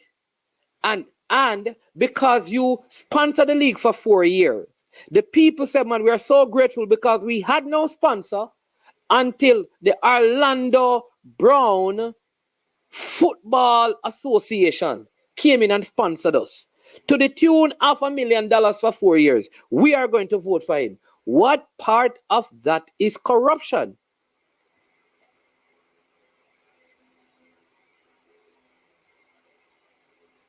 What is corruption? Because the people could still not vote for you. Listen, very few elections are won by people who don't have no money. The man who have the most money, that is why it's hard. Listen, people have really been frustrated. Listen, you see, anytime people vote somebody out of power, them really, really bad, you know. Why you think the People's National Party was in power for so long? Not because they were not practicing things that people didn't want them to. Because they had more money than the opposing party. Why you think the Jamaica Labour Party is not just on great performances? They have more money to put in the campaign. They can help more people. And out of helping people, people sympathize and go and vote for them. Now, you can call it corrupt. But I believe when a man try sleep with a girl and him buy her ice cream and him send her $50 credit here so and $20 credit there so and him buy her 2 shots run a market back on them thing there and stuff. That is not corruption. It is not corruption.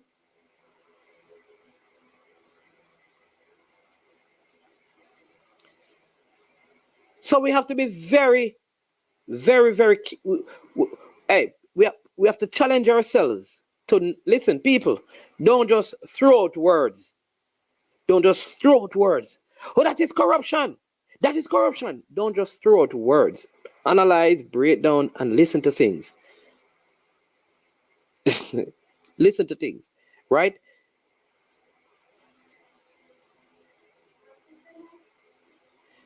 All right. I'll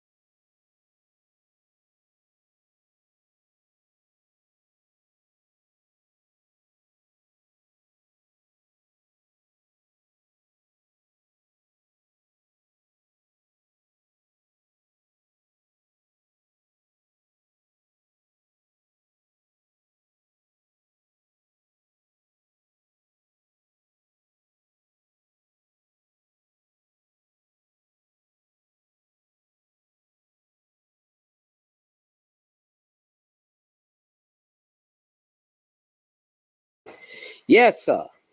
I am back. Yeah.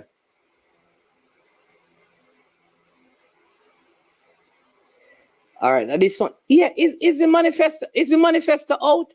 Man, the My Cricket's manifesto has it been released? Mr. Speed had give a time of 11 today. You know, because I'm on my show, I don't know.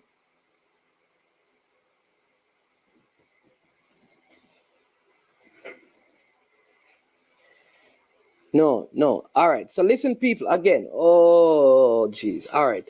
So if the person waits until it's the election to start giving you, that is vote buying. Captain Horace Burrell, after he lost to Creston Boxill, what he did is he started sponsoring. When the election, this is way before the election was even called, he was sponsoring every single league. In other words, he used his means of sponsorship to build relationship with the people. So when the election came, they voted for him. That is a different thing from 2 days before election, you start giving man 20,000 there and 50,000 there.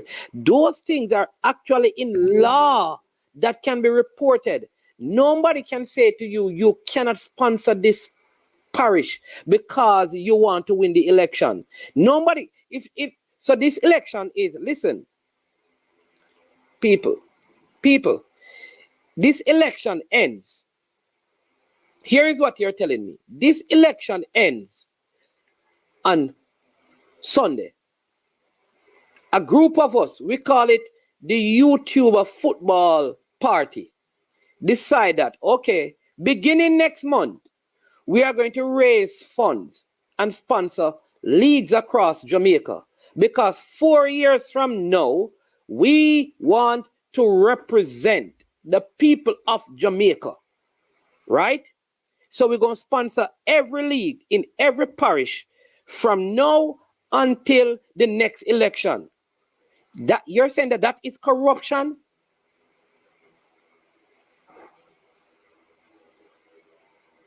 I don't understand. Somebody have to call and explain to me how that is corruption.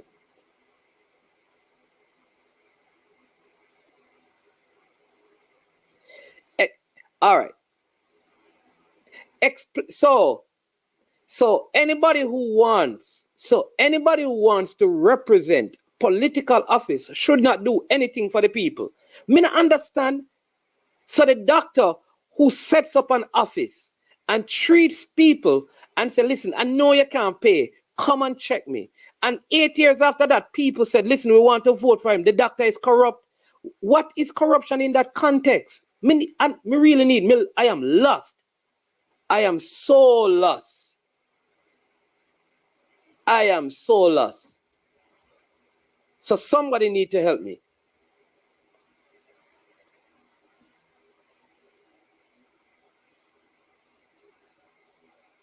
Somebody need to help me and explain that to me. Please. All right, I need to ask you this though. Should the parish presidents get back their money? Get the money that is outstanding to them? Because the parish presidents are saying that the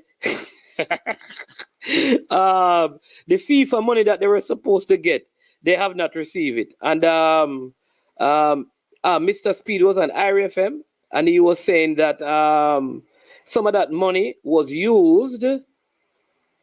Some of that money was used, to pay some of the other things that they had. So, yeah.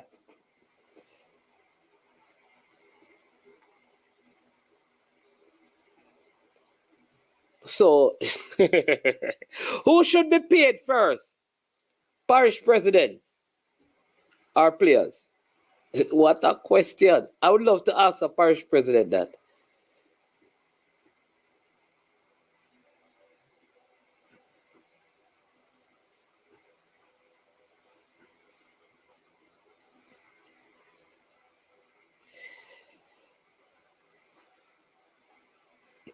Yeah, you understand me? Yeah. No, that extra hope. I don't know what to say. Not you, because some of the times I respond to different comments. What I'm saying, when it comes on to election, there's a difference between what is corrupt and what is campaigning long term. Because a long term campaign is no guarantee that you will be voted for. If on the election day, if tomorrow somebody go give a person $1 million right now and the person vote for them, that can be viewed as corruption. But if leading up 4 years before and building a relationship with you and that's what people do. You go into the communities and you build relationships. So now, next thing now, a man see me run for some position, some parish position. Them say, oh, okay, that's why Manning's money did I give out boots to people here and give out people there. I vote him, did I try win? No, I wasn't trying to win votes. But because I was giving out boots and helping people, people see that as a reason to support me. Different thing.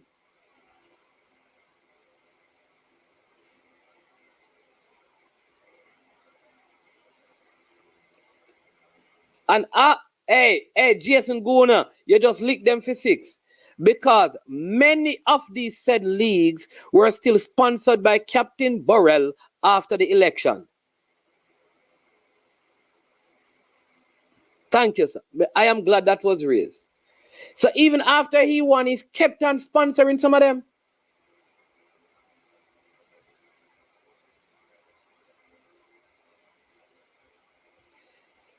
Mr. Wallace. So, like, Mr. Wallace, we can't.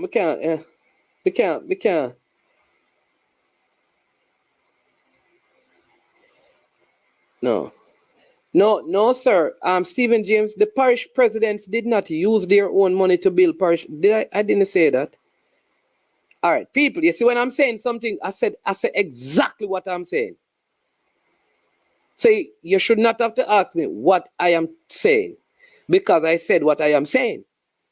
I am saying that the parish presidents are supposed to get money from FIFA to help with local football. So, if the JFF get money, me think them should have paid the players them first before them pay the parish presidents. That's what me believe. You believe otherwise, not a big topic for discussion. That's what I am saying. Because you owe players. And if your players don't play, the parish president, them cannot play. That's my opinion. But it's not like a big thing. That's what I'm saying, sir.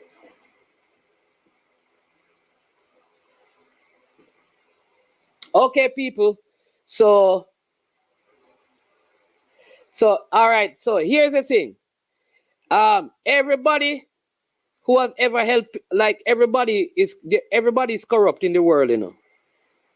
Like everybody who has ever had any office in the world is corrupt, you know. So the world is just corrupt. Let me say it again, because there is no person who can win any election in anywhere that don't help people. You don't just turn up and people just vote. You have to help people. So every time somebody helps somebody, it's corruption. All right, cool. All right, so that is the definition of corruption. If you ever help anybody and you end up voting for them and they end up voting for you, it is corruption. I agree with him. I'm not about to argue with him. Yeah, so I'm done with that one. Yeah. Uno win. I take the L on this one. That's it. That's the L. I take the L on this one. Or this way. Which one? I'm a son. Them do it. This one, yeah. I take the L. I take the L on this one. Me lose, no win. See, yeah. Let me whistle myself. Whistle for myself. You all win on this. Anybody who help anybody, and then somebody vote for them, it is corruption. Yeah, double L. Double L. Double L, Stephen James. So, if you want to be voted on, voted for, don't help nobody. Just turn up. Because if you help anybody in any way, that is corruption because you're buying vote. So don't help people. The way to be a good politician is don't help people. Because if you help people, you are corrupt. All of you corrupt people. All of you people, we are running all of them church thing there, you know, where people have vote for who put this now, and a vote for people, a school meet board and them thing there, you know, have all of the kids them get voted for and a whole lot of corrupt. All about corruption. This is money. I don't know. Yeah, man. Yeah. All you Jason with that position up a Calabar, you corrupt. You corrupt. You Triple E. You corrupt. Hey, Danny Dread. All of them rasted up a Bobo Hill and you understand me? Corrupt. All of them voting thing and vote for people. Where them a man and a buy all a man a drink and say, yo, bro, make you cook some food. Corruption. Corruption. Yeah, talk about. Nobody can tell me none all when time they vote for Selassie because Selassie was kind to the people them. Full of corruption. What you mean? If you want to win it, cost no lots and help no one.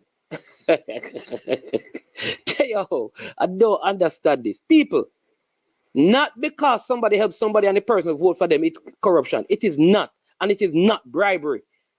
Let's put the things we're telling all the while. If you take a thing out of its context, if you take the text out of its context, it's called a con. It's called a con. You can't take the text out of context. So I just read the definition of corruption. Let me read the definition of bribery. Because you have to put it in context. So when I have some friends who are police officers. Me buy them a juice. Me help them when I can, because I'm a brethren them. And sometimes, I've met one of them on the road, I drive fast and him say, go on, man. And that's because I buy my juice. Because I'm the only person in my law when we go past the speed, and I'm the only one. So how is that corruption? That is not corruption. That's the point I am making. Bribery. The giving or offering of a bribe. Yo, I will write my definition here, man. All right, bribery. This is one better. Giving money illegally or unethically to influence a person's behavior is a form of bribery. A bribe is an illegal or an unethical gift of lobbying effort bestowed.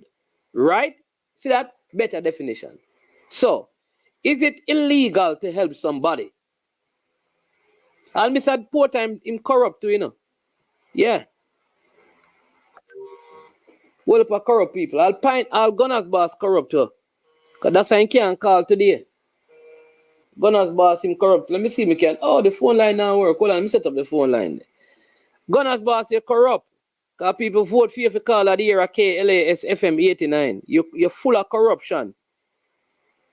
So all of who get voted on all world show for things, no corrupt. When we have all debate, I'm gonna vote for man.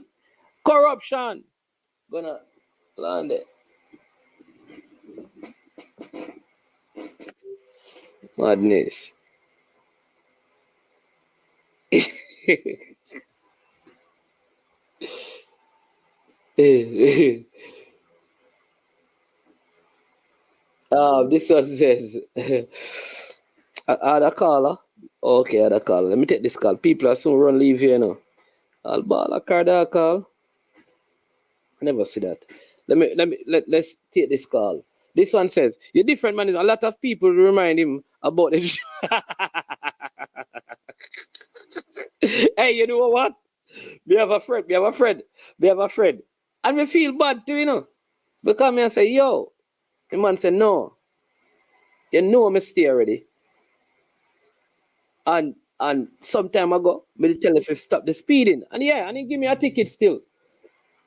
And I respect that. Come here and say, I say if you do your work. Me have a 4 hour now you're there. What the people them say I might die. Well, welcome to the show. Corrupt boss. Gunners boss, sorry. Yeah, man. Any name you call me, I see him thing, it no matter. Still not. Me not carry no belly. Cause me not carry belly. Me don't know how to do that, take them something there. And me not carry no feelings, cause me not deal with that fear. So say what you say, anything what you say, Allah. But manins man, me hear you say something little while. That was a great conversation. Because that's a conversation you have with that man from Trinidad earlier.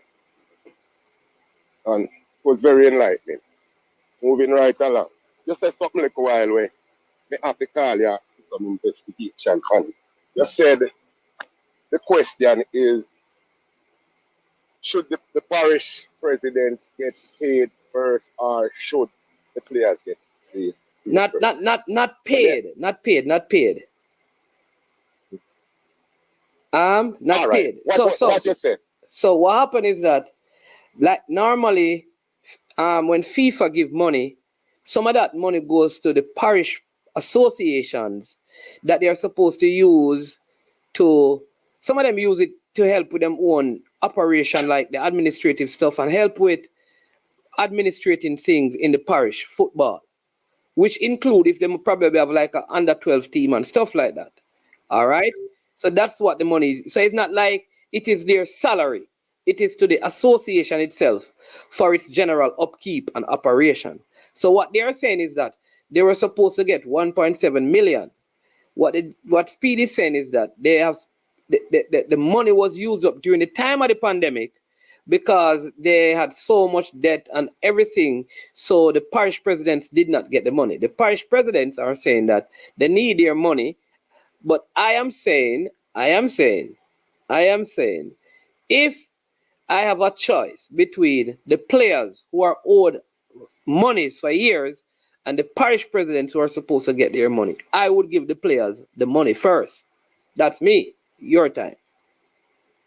Yeah. Well, I develop a team of patience where I can sit there and listen to my friend, the legendary man, and wait for him to finish without interrupting. I'm good. I'm growing. I love me for this. Yo, yeah, so man, my question now to that, why that trauma interest, is why? Then how we are going to have any money to pay any PR, any? I believe this structure, but before me even say what I'm going to say, let me answer this question. This is a thing that's happened around the CONCACAF region. It's giving up money to the local. Yeah, man. So normally when FIFA give money, FIFA give different monies at different times for different reasons. So sometimes they will say this out of this money, all of your members must get $1 million. I think that's how it works. Yeah. But if FIFA give money to give to 14 parishes for 14 clubs. And not for clubs, how clubs get into this? You understand what I mean? No, I understand what you mean because this have nothing to do with. Well, for 14 million for 14 federation. Yes. Then, all right, for the 14 local federation there. Yeah. And you don't give these money to these people and you use it for other things. Isn't that misappropriation of the funding, of the funds? And that should be looked at seriously. Of because course. I think that is breaking laws right here, you know. Breaking laws, I agree. Same way like when you work the players, them and don't pay them, that is breaking labor law. Yeah, this is like me here say, Alico, you to Jamaica be a foot and me give you money to go buy a pair of shoes scheme and you take it and buy gas put in your car. Lord have mercy, man. You steal from me, you know. Where you gone back, man? Where you gone, boss, man? We're not gone for nothing, man. We are talking a different conversation with the pan, man. Don't put it where it is not at. We're here. Don't put it over there. We're here, sir. Please don't do that. Don't insinuate things I haven't said. All right, so Gunners boss. Don't do that. So Gunners boss, let me ask you a question. You call you from foreign and say, Gunners boss, you know, say, me have no food in my house, you know. All right? Beg you $100, no? You send me $100. But when you send me the $100, boy, me I tell you, my light bill, them cut off my light and I use the money to pay my light. Is that misappropriation of funds? That is your money. That's not my money no more. You ask me for $100. You do what you want to do with it. You don't have to say what you want. Let me use a different. All right, cool. Okay. It is you asking me for money for your personal purpose. So Gunners boss, may I run your 6-bedroom mansion in the cool hills of Jax Hills. All right? I don't know if up there cool though, but in Jax Hills, let's use that. And you send me $5,000, cause me your property manager. You send me $10,000 to cut the land. But when we realize it, Jesus and peace, watch another water commission come cut off the water. And me make them reconnect the water. Is that misappropriation of funds? And then me call and tell us me never get to cut the land. No. You still that the can't take with this. You know me they are listening. Sometimes I say Jamaican say they are argumentative, and it's a fact because we always reaching with these the tentacles of the Man, I use tentacles. Man, I use so big. Tentacles or whatever it is. Did you know that? Hamster. Did you know not hamster? What them call it? The barnacle. The barnacle where you see in the ocean, they were the boat. Brother, Gunners boss, we know you talk about, man. Yeah, man. Okay. Yeah. You can stay a porous and impregnate in girlfriend Amandaville. That's what me talk about. So that's how far on the reach, you know. On the reach farther than the barnacles, technically, you know. Because all of them, the way you say, have nothing to do with it. A simple thing is, they give you money to do this thing because they say you want money to do this thing, and it's in my rule book to give you money to do this thing, and I give it to you, you put it somewhere else and give it to somebody else. That is your problem. I supposed to get my money. So if the parish president money did allocated from FIFA to the parish president, this has to be them. They're supposed to use it and do nothing else. They're supposed to give it to them, so they have a right to demand their money. So the girls are supposed to get their money too? Of course, if them not get paid, they're supposed to get their money. And the boys are supposed to get. That is, so hold on. Slow down. So everybody. So slow down, man. Go ahead. So the boys are supposed to get their money. So you owe $300 million, and you get 20 million.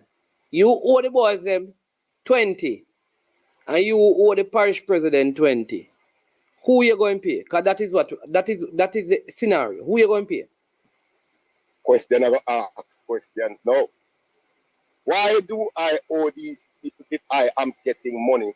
Because the money that you get is not sufficient to run what you're operating. So you need to shut it down then. So shut down. Yeah. That's why I tell you. So shut down the football. That's why I tell you from long time. Say JFF is too enough. Them doing too much.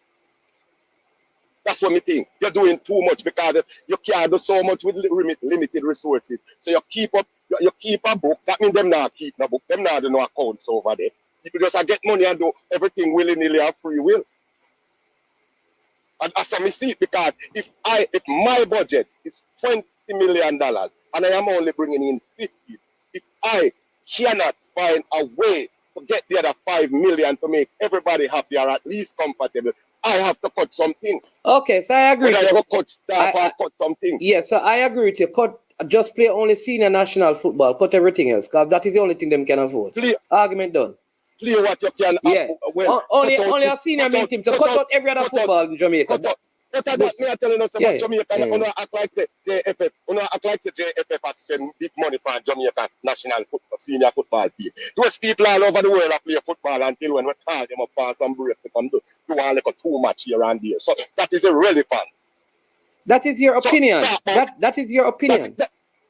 It is irrelevant to you. Let me ask you a question. Man. It is irrelevant to you. We're paying Leon Bailey to play football for Jamaica now that he's playing over Aston Villa. Of course, the man supposed to get paid. All the get paid to do what? Get paid to do what?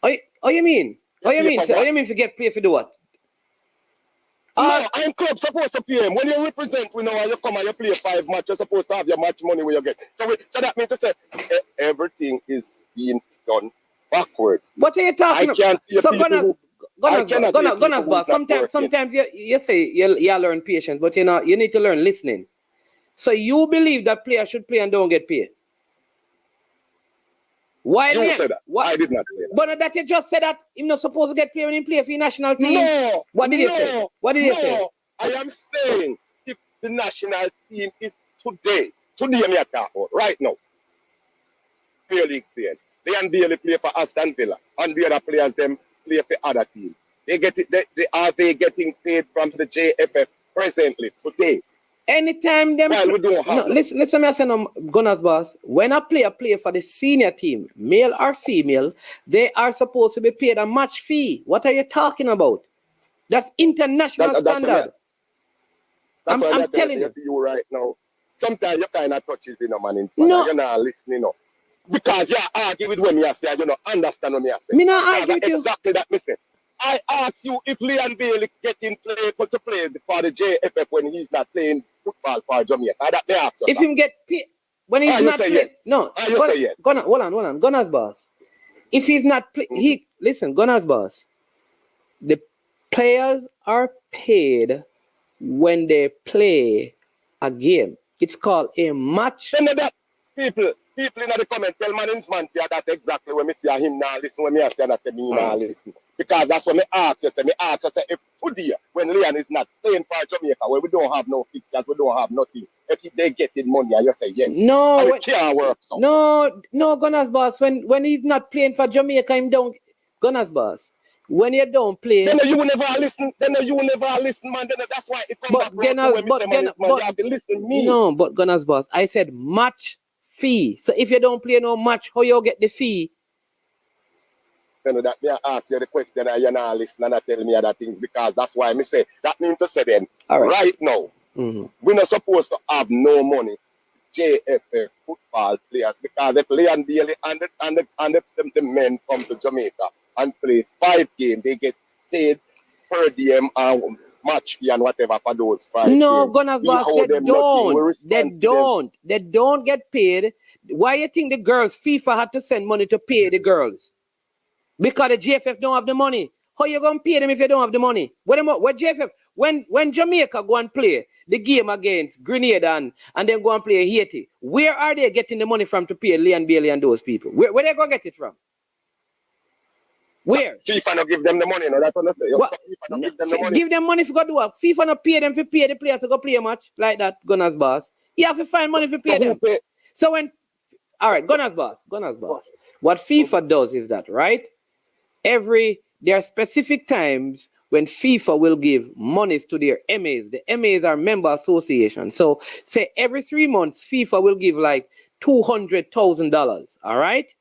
So FIFA give $200,000 for the MAs. So Jamaica, say for example, get $200,000 in November. You see that $200,000 is for November, December, and say January to run all of the things that you have. All right. So that include if you fly to a place, you have to pay for the airfare and all of those things. Unless the competition that you're entering into cover your ground transportation and from city to city. But normally, the national teams have to fly to wherever the competition is. And then the league take care of you when you're there. So the JFF or whomever, they have to find the money to do that. They have to find the money to pay the per diems. They have to find the money to pay the players per game as they play. All right? Also, they have to pay the staff out of that. Also, they have to give the Parish Association money out of that. Whatever else them have to do, them have, me not really know.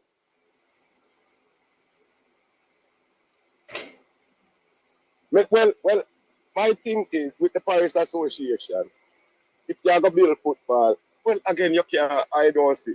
Football now have to become a business, man. It have to become a business where you have an organization, it becomes a revenue sharing thing, where everybody have a book to turn over the book to the JFF or the head of the organization or the commissioner. At the end of the year, everybody doing the money. And the pot split up and everybody get it. The JFF cannot be giving money to Parish Association for no reason at all. Just for say. So me can just come here now and go down a Parish down a Manchester, perform a football club and say, yeah, you know, the Parish Association and me be a part of the money. I find one Parish. So me not have to do much.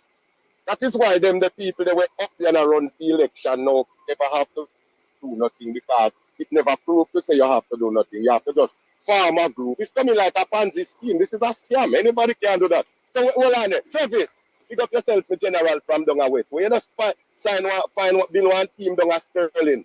A farm a Westmoreland Parish Association with some people and go get some money. You know, see how that Cataracta do.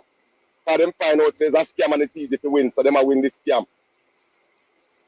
That is a scam. The JFF should have, the Parish Association should be handing over money to the JFF so we can pay our players them. Not we giving them money for a free ride. All right, so Gunners boss, you know, like, so let me tell you, a lot of things you have to know. We have to go through and teach you some of the things about the football, right? So, you know, like with many non-profit major organizations like UNESCO and those places, they have what they have calls. So at certain times, you can draw down, you can write a proposal and draw down money. Meaning they have between March and say the summer, they'll have like different allocations of money available. And if you're a non-profit that deals with like early childhood education or, you know, gender bias stuff, they have different windows when they make funds available and you can write a proposal. If it is approved, you get that. FIFA also have those windows where they have different amount of monies that are made available. So you can even write FIFA and say, all right, you have your infrastructure. It's up to a certain amount of money available now. We would like to build this, and you build that. You can say we want to start grassroots football, and FIFA send you specific monies for those things. But like my previous guest was saying, FIFA also gives money to all their MAs throughout the year to help operate it. Remember I said this, Trinidad and Tobago depend entirely on FIFA. FIFA's money. He went on and he said this. If Trinidad and Tobago were to remove, if FIFA were to remove their money, there would be no football at all in Trinidad and Tobago. He also said it is not enough to do what the football needs to do. So I am saying to you, unless we have full stadium every time Jamaica play and major sponsor, a lot of people are going to get more money in the football, players and Parish Association, because so FIFA money alone can do it. What the major private sector thing now? Cement company. We're not giving a sponsorship over here, we are giving a free plug. T&3, we're not giving a sponsorship yet, we are giving a free plug. We're not listener members say we over here. Ray and Neville, we are giving a free plug. Appleton Estate or whoever owning, we are giving a free plug over here now. The airline people them and the hotel industries people them, we are giving a free plug over here, I'm sure. Sports on know to get some free plug over here, because we have millions and thousands and thousands of fans who are listen, like, share and comment on our videos them and I send them across the world, make tourists know so when them come support us. We have to support the football because we need private sectors assistance to build football in Jamaica. That's all we are asking of you. On no sit down there so not trust these people and not trust them people. On a farmer group, put somebody up in a thing I make them deal with it. Same like how on a farm groups to make the eat them. Can't broke in on the business and steal nothing. So they can't help the football, help the sports in Jamaica because we have great talent, we have great youth with great ambition. But they talk no man in front of you and hang up. No man, Gunners boss. Me just go say something quick. Brother, not bad me up. We have 4 minutes to go. So me just give you time to finish off your point. Man. So with that said, private sector, when you come back and make it be like how we used to be like unite and support the football. Since JFF now get enough money and them a buy it off more with them can chew and it a choke them. You know what is the biggest support? A caller named Vibesman from out of New York called the other day and said this. Him say Jamaica have bun and cheese fan, but them want a treat. They want caviar football. Yes. They want caviar football. When last you go watch a match where Jamaica play? Which part? Go watch a match, which part? Them just play a Jersey. Why you couldn't drive over? Why it have to be about me? If me alone go watch a match at Jersey, it can't help. Yeah. Have you bought a reggae? Have you bought a Reggae Boys jersey? Me don't wear jersey. No, you don't have to wear it. No. My jersey them sell in a Mitchell and Ness, you know. A Mitchell and Ness, me go buy jersey. What you talking? Reggae Boys jersey. No, it is sold on the Adidas website. You don't have to wear it. You can buy it for your wife, or your son, or your grandson. But me support what you're asking me about the JFF. Me support, I am sure sports me have fear shirt or fear merch in the closet, but you know, yeah. I just have them. I just buy them for souvenir. No, so you can't buy a Reggae Boy. I'm showing you how you can contribute. Private sector man. When me becomes an entrance and a philanthropist, I will do those things. But until then, I the rich people. You buying one jersey can make a difference, Gunners boss. All right. So suppose me say yes, me buy a jersey. Well, that's good. You can lie if you want to. No, me no buy. But me nah go come on here. Come talk. Come tell lie. Come talk. Alternative. But like Mr. United, I'm real ball of them and them. Me no buy no jersey. I want to tell you say, big head. Say nothing. Come give me a for order 2 jersey from half of the site. When last have you bought Arnett Garner's jersey? Long time. Okay. Maybe I should start right there, Gunners boss. Because if you start do it and set an example and thing, maybe other people will start follow. And man, before I leave, with evidence, I have done more for football in Jamaica than buying a jersey. I know, Gunners boss. Okay. You have done more for the national. So just leave it there, no man. No. What I know that I don't care about the national. I don't care about the national. I look at you with them. You see when me start, you see little youth them when me a help support when me can right now. At them I go become national. At them me a work. National is it's supposed to be finished. Brian said. Well, I know national. Brian said. Let me say this before Brian. National is supposed to be finished product. Just need a little acclimatization for the coaches system. So if we still me not supposed to develop the national, no. Yeah, okay. Brian is asking you, I would like to know if Gunners boss still call the radio shows daily. No, me stop call them because them not right. All right. Brian, I will talk to you about that after here. Tell one instant to hear the number and I'll give you a lot of stories. All right. Cranky says that your allotted call time should equate to your game attendance and merchandise purchase on the national team. Stan Cranky, me come to Brooklyn soon. When me come to Brooklyn, when me come to New York, I want to see how much one of the churches them where you have in your feet. Yeah, I'm one of the army jacket them from you. So no, have a great day, people. We talk later. Come on, me now hold up Manningsman for the show. Manningsman, you don't know, I think turn up. All right, bless up, Gunners. People, like, share, and subscribe. Me now want to come take on the electricity and the internet on the phone. So no like, share, subscribe every day. Bless up. All right, bless up, Gunners boss. All right, respect. That was Gunners boss for you. Oh, gee. Yeah, man. All right, people.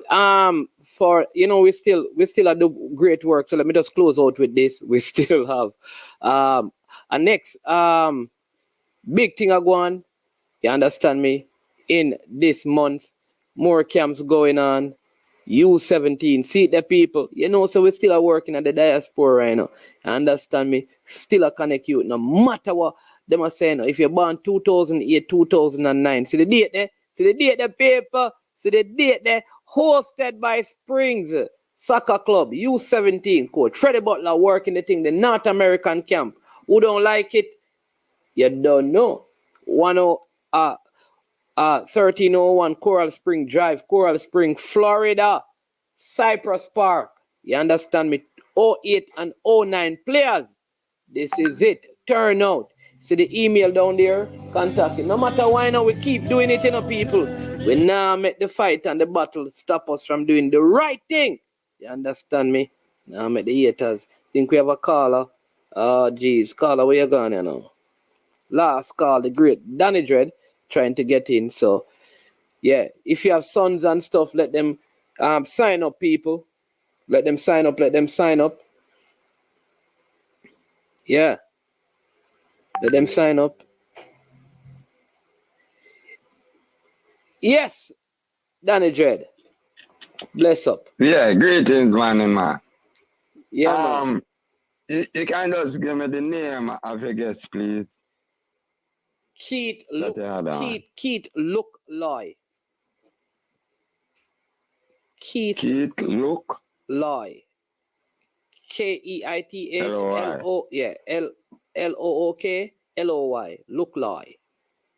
I'll have him back on next week, man. After the election. I never get him there. But boy, yeah, I learn a lot still. True about normalization committee, you know what's in no normalization. Yeah, man. Normalization committee come like a backroom master. It's not so normal to me. Brother, it's not so normal at all. It's like an abnormal committee. Yeah. Whoa. Anyway, you know. Didn't Mr. Speed said in that same clip that the players were paid? Which clip? Which one are the clips? The same one that he said they would pay the parish president. And that same program. Oh, no, I don't know the program. I just said because I heard it on RFM last night. I heard him saying that. So I just brought up the thing is that I think if you ask, so I don't know that they have not paid their players. What I am saying though, he said that the players have been paid. Don't quote me, but I think me hear something like that. All right, we need to go listen because my point is this: that if a sacrifice ought to be made, the sacrifice should be made at the leadership level, not the player level. That is my thought still. Like the leaders need to give up so that the players, because at the end of the day, they are the ones on the field. That is my thought. And that's me that said to Gunners Bar. So the parish presidents need to sacrifice something. But some person are saying that give the parish presidents what they're supposed to get so they can develop local football and don't play the players. But if they don't play the players, then who gonna play? Right. But no, the thing is that they got the money for the parish president and they use it to do other things. And this is the thing that sponsors don't like. You get me? He said they use it because, like, in the COVID time, they played on FIFA dates. And probably they didn't have any funds or whatever, and the money get used up. But I don't think that was a correct thing to do. If you get money to do something, you need to do that thing with the money, man. Right? Yeah. Yep. Hello? Yeah, man. No, man. So here's what I'm saying, though, Danny Dread, because a lot of this has to do. You see, if you don't have any sponsor, if you're not, all right. It's just like if you don't have a job and your brother send money to help you take care of his house at Jamaica. Yeah. Sometimes you know what do. You have to shuffle things around. You end up shuffling things around. There you go. And that's the problem, you know. Them not have no money, so they keep on. So you see, when them pay me, you don't get your money. And if them pay you, me don't get my money. So anywhere you check it, somebody I go complain. Remember the girls some years ago, you know, said that their money was used to pay the boys. You don't remember the girls used to claim the thing Okay. there? Yeah, the girls were saying that a few years ago, you know, that the money that was, I think Okay. from the last World Cup, they were saying that they use up all of the girls' money to take care of the boys' World Cup campaign. I think they had said that, not this World Cup campaign, but the previous one. So it looked like it's a whole heap of, when you don't have a lot of money, you shuffle up. You understand me? You shuffle, Yeah, you yeah, move this yeah, money, so yeah. you short the money in partner money. You understand me? If you give him $2,000, you probably I'll tell him all some story when I go so and give him 1,000 because you have got to give the other person the 1,000 because you try to make everybody happy. Because you think you don't get a next 2,000, but a man give you 500 now, and you owe each of them 1,000. So what you gonna do with the 500? You have to shuffle again. And on top of that, you hungry too. True. So until Anyway, man. yeah, man. Mm-hmm. Until what? Until you can get more money. That them have to work on. You have to get more money. But I see a man put up something. He said, "Manage, I just calculate if people go to the stadium and support the team, that will be between 40 to 50 million with a 30,000 capacity at 2,000 per ticket in the JFF pockets after expenses are taken out per game." So what this person is saying that if we all turn up to the game and every game at 30,000, that's an estimated 40 million every game after expenses for the federation. Yeah, but man, we don't have so much funds for you make 40 and 50 million. So here we have to do now. You have to get the wagonists them on board. And that's how we're advertising and campaigning and make the thing sound exciting coming. Yeah. You can't just depend on sports news.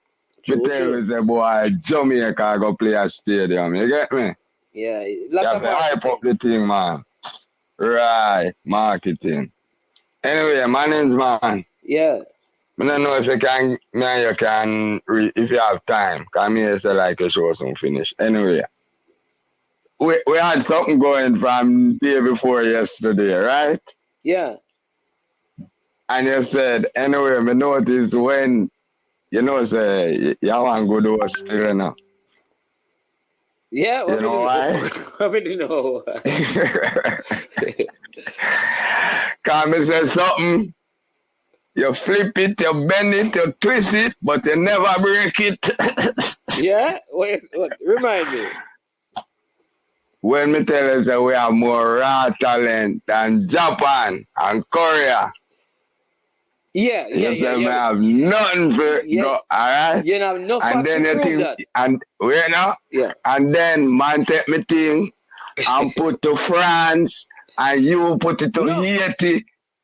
The thing not go to them type of people. I never mean put it to France. It's a person in the comment section.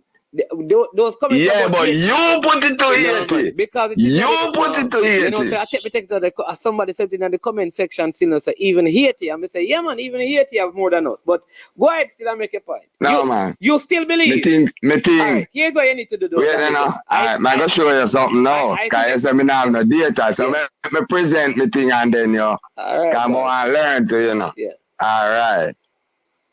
You know, say we have a community in England, the Jamaican community in England, right? Yeah. The 2018 World Cup team for England. You can remember how much people of that team, how much players from that team had Jamaican background. The England 2018 Senior World Cup team. Yeah. Yeah, Rhyme Sterling. With Daniel Sturridge and Sterling, the squad me at Jamaican heritage. Good amount, yeah man. Good amount. I don't know the numbers. Right. I don't have the specific numbers, yeah. But you remember it was a good amount. Yeah man, even the last one had a lot. Alright. Yeah. Watch now. You know the Jamaican community in England. You know England population? 60 million? 56 million. Okay. Right? Okay. And Jamaica have 800,000, which are 170 of the population. Right? Yeah? Yeah, man. So you see with all right, so these now we can say them have like Jamaican genes and some of them Jamaican thing there, right? So they are And now them get the they are not Jamaicans, they have Jamaican heritage. they are Jamaicans, they are Jamaicans. They are But Jamaican. now show you. They are Jamaicans. Yeah. Yeah. Or have Jamaican heritage. Jamaican heritage. Then not like how you are African, but you're not born in Africa, you have African heritage. No, You get me? All right, my boss. We don't really mind it, but go on. All right. Make your point. So Yeah. what's now? What's now? So if we could have find 5 out of 170 in a 23-man squad, you know our percentage that for out of 1.4% of the nation. You see, so we have something. How much Asian, more Asian live in England than we? How much of them can make England side? Haitian, but Yes, Haitians make England side? Yeah. Them type of people that will come live in England where when you go England, you see there more Jamaican land. How many persons of Haitian descent is in England? Me never check out that, but So if you go, wait now. Yeah. If you go England, when you use your eye and look, you're not going to see any Jamaican, but you all see them. You get me? Yeah. You see them prevalent. I can tell you one day, them reach up in the percentile. When you go road, you see them. All right now, look at that. Jamaican genes. Anytime England win the 100 meter, is a Jamaican heritage, same way. And them thing them I show you. We have some genes and some twitch with us naturally more athletic than these people. All right, now you take me thing and move from Jamaica Asia to get on uptown again. Because it's a Arnett and Waterhouse. So you want with these children. Wait now, these children, them not really go academy, but you want them yard little. So daytime them on the road. Them parents look out them on the road, right? We play them players road football from morning till evening. Yes. You get me? Yes. We just naturally better than them athletics. And the next thing when me hear again, oh, we do good in athletics because it's an individual sport. Not no so. We do good because it's cheap. You don't need nothing to be a runner, basically. We can't do good in a tennis. We're such a rich sport, but it's an individual sport too. But because of the economics. So it's not just because it's a team sport why we're better in a running. It's an individual. So what you answer now? All right, so that, all right. Me hear all of this. It must be something more. Let me say this to you, right? Yeah. Yeah. The sheer numbers, the population, right? So let me work it out. Mm-hmm. I'm going to Jamaica is around 3 million. Right. All right, in Jamaica. Let's go about Jamaicans, right? Generally. So I'm going to say with those in the states all over the world, Jamaican citizen, we could get up to 10 million, right? I'm going to put it there. 10 million. I'm not sure that's so much, but we can't give it that. We can't give it that number because it probably way less, but let's work with that. All right? Yeah. Let's work with that. All right? Hold on, because we'll get to something. So of that 10 million, I know where y'all get to. No man, say, but you're not going. No man, say of that 10 million, right? Half of the 10 million play football. Yeah. Which is probably highly unlikely. So that's 5 million, all right? Yeah. And out of the 5 million, we are said that skill, half of them are skill, good raw talent. That is 2.5 million. Yeah. Right? Japan population up to 2021 is 125.7 million. All right? Yeah. We are going to assume that. Yeah. We are going to assume. Me going to say, remember I said Jamaica, you know, we say 50% of them play football out of the 50, which is 5 million, and we are said out of the 5 million we play, we are say 50% of them, which is 2.5 million, are skill, raw talent. So Japan, me I will give you this, less than 50%. Even if 10% of the Japan population is skilled, them have more raw talent than us. 10%. Me give Jamaica 50%. Yeah. And me give Japan Wait now, me hear you. Watch out. All right, hold on. Me hear you, my time. I'll give Japan 5%. 5% Yeah. I give Japan. And if me give Japan 5%, it's still more than Jamaica. Me I'll give Japan 2.5%, and it's still more than Jamaica. Yeah.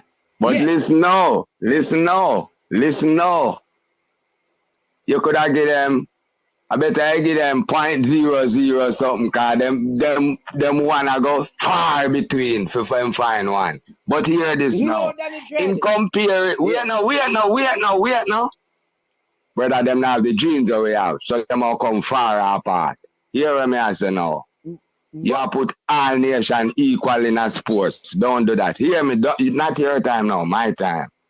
In comparing countries, you don't compare it like that. When me say we have more raw talent, you don't compare it like that. When them say Jamaica have the most church and bar in the world, you think them talking actual numbers? No, them talking per square mile. Danny Dread. So if you want to make the point, what you can make a point and say on average, and that average, you can use an average figure. You cannot say they have more. You can use an average figure. All right. Them have more on average. All right. No, accept that. You can use that. What Jamaica have more on average. But still, if you say that though, even from what you have just said, you have no, because here's what we know. The last two set of indications that we had about talent, like using raw talent and feel, when we have seen Danny Dread, when we have seen Jamaica go up against Japan, I think a 10 love then they give one team down there, you know, one at a time, you know. When Danny Beckford them they go down there, I think we get 10 love or something, one big old score. Almost a 6 or something like that, right? And it kills the under 23 team of Japan that beat us recently. It's killed them use the money that kill with shift, salad and pile on them. Man, you need to make me see that match there, but here this now. All right, hold on, I want to make you see. I never see a Japan team player, so. I never see a Japan team player like, oh yeah, tell me so. What you talking about? Japan versus me not talk age 23 man. Me talk 7, 8, 9, 10, 12. Not bring me thing at age 23 when people get this big football education. And we not get none. What age? That kind of thing. What age? Bring me thing down at 12-year-old. Yeah. At 12. Then if we not enhance our skill, how you gonna put them against 23-year-old? But Danny, you know, say we gonna look like idiot. You see, we go down there so now, it gonna look tough upon you, you know, because when they check. Yeah, go down there and make it look tough, and then we will learn. What I'm saying, because again, what I'm going to say to you is that the numbers are going to be significantly lower for Jamaica. And why? Ratio, me accept that already, ratio.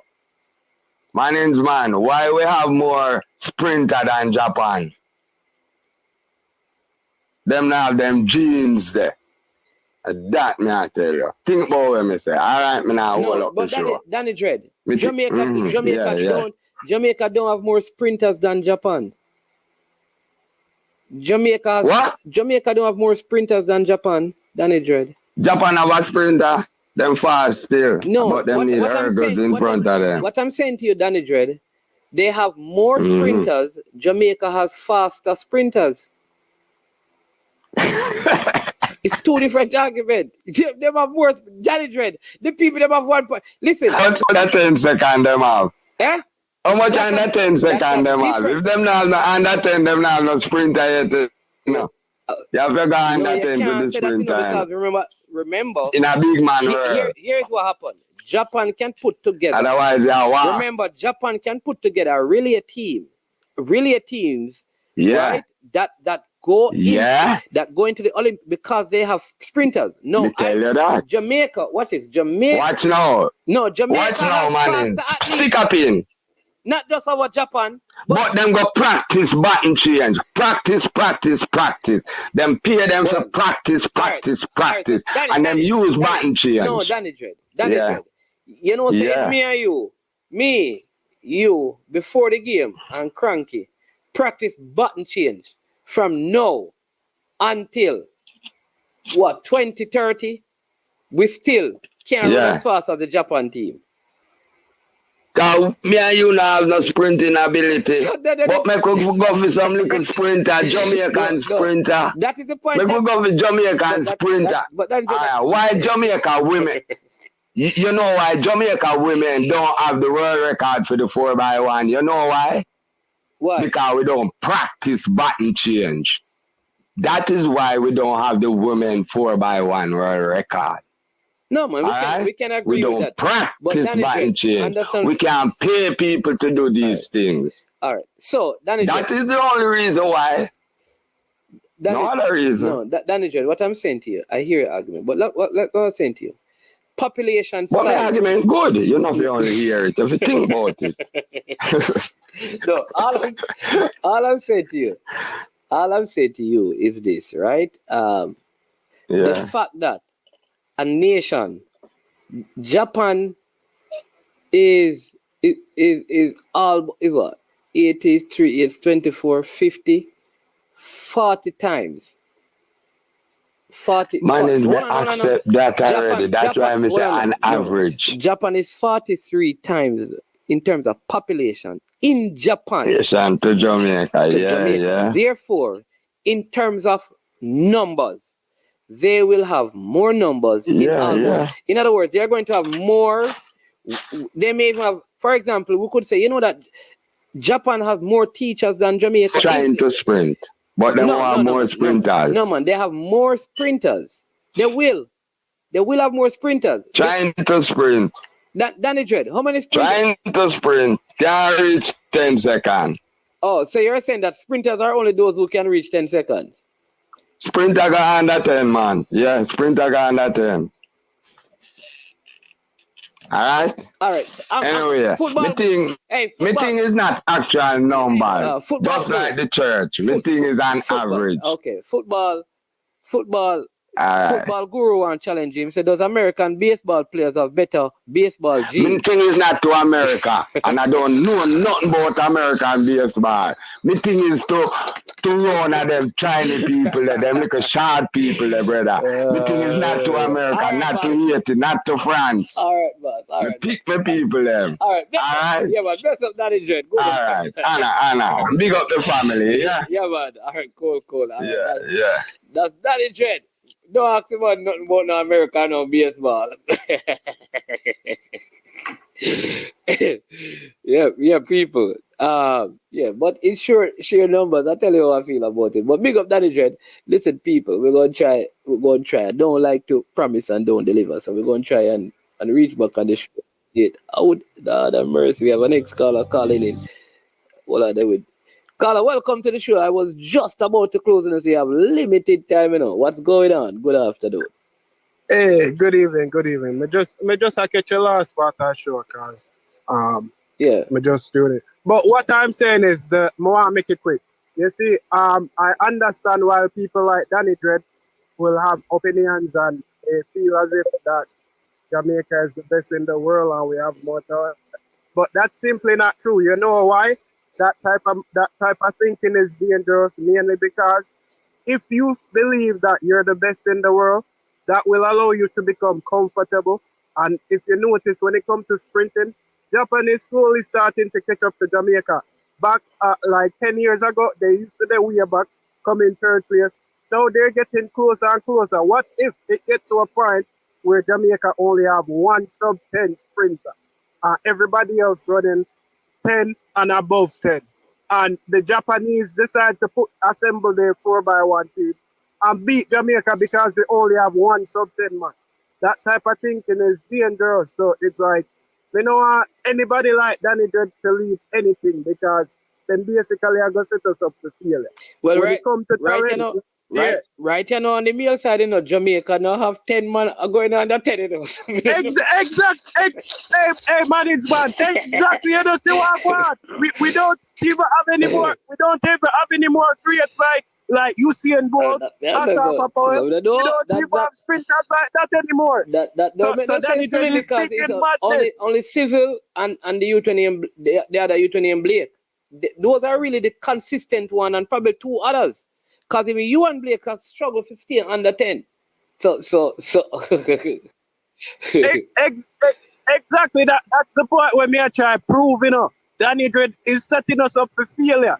And people need to get out of this mindset and believing that we have the most talent and we are the best. Because the rest of the world is catching up to us. Pretty soon, you see, if we don't start producing the type of sprinters like we had before, we're going to be surpassed by Japan and these African nations that starting to produce sprinters as well. Yeah, but you know, so Danny Dread. Yeah. Sorry, go ahead. So Danny Dread, please. Yeah, Danny Dread, please go do some research, my brother. Actually, sit down and look at the facts. Him say you twist him. It's okay to be proud. Him say you twist up him things. Him say you're a twister. He say you're a twister. So next time when him call, you have to call when him on the phone. Yeah, man. Me do that next time. Yeah. Because him say you twist him argument. Because him say I know what the argument makes him. But Danny Dread, you didn't really say that in us, Danny Dread. Because the truth is in Danny Dread. You cannot name 10 Jamaican male athletes who are consistently under 10 in the last year.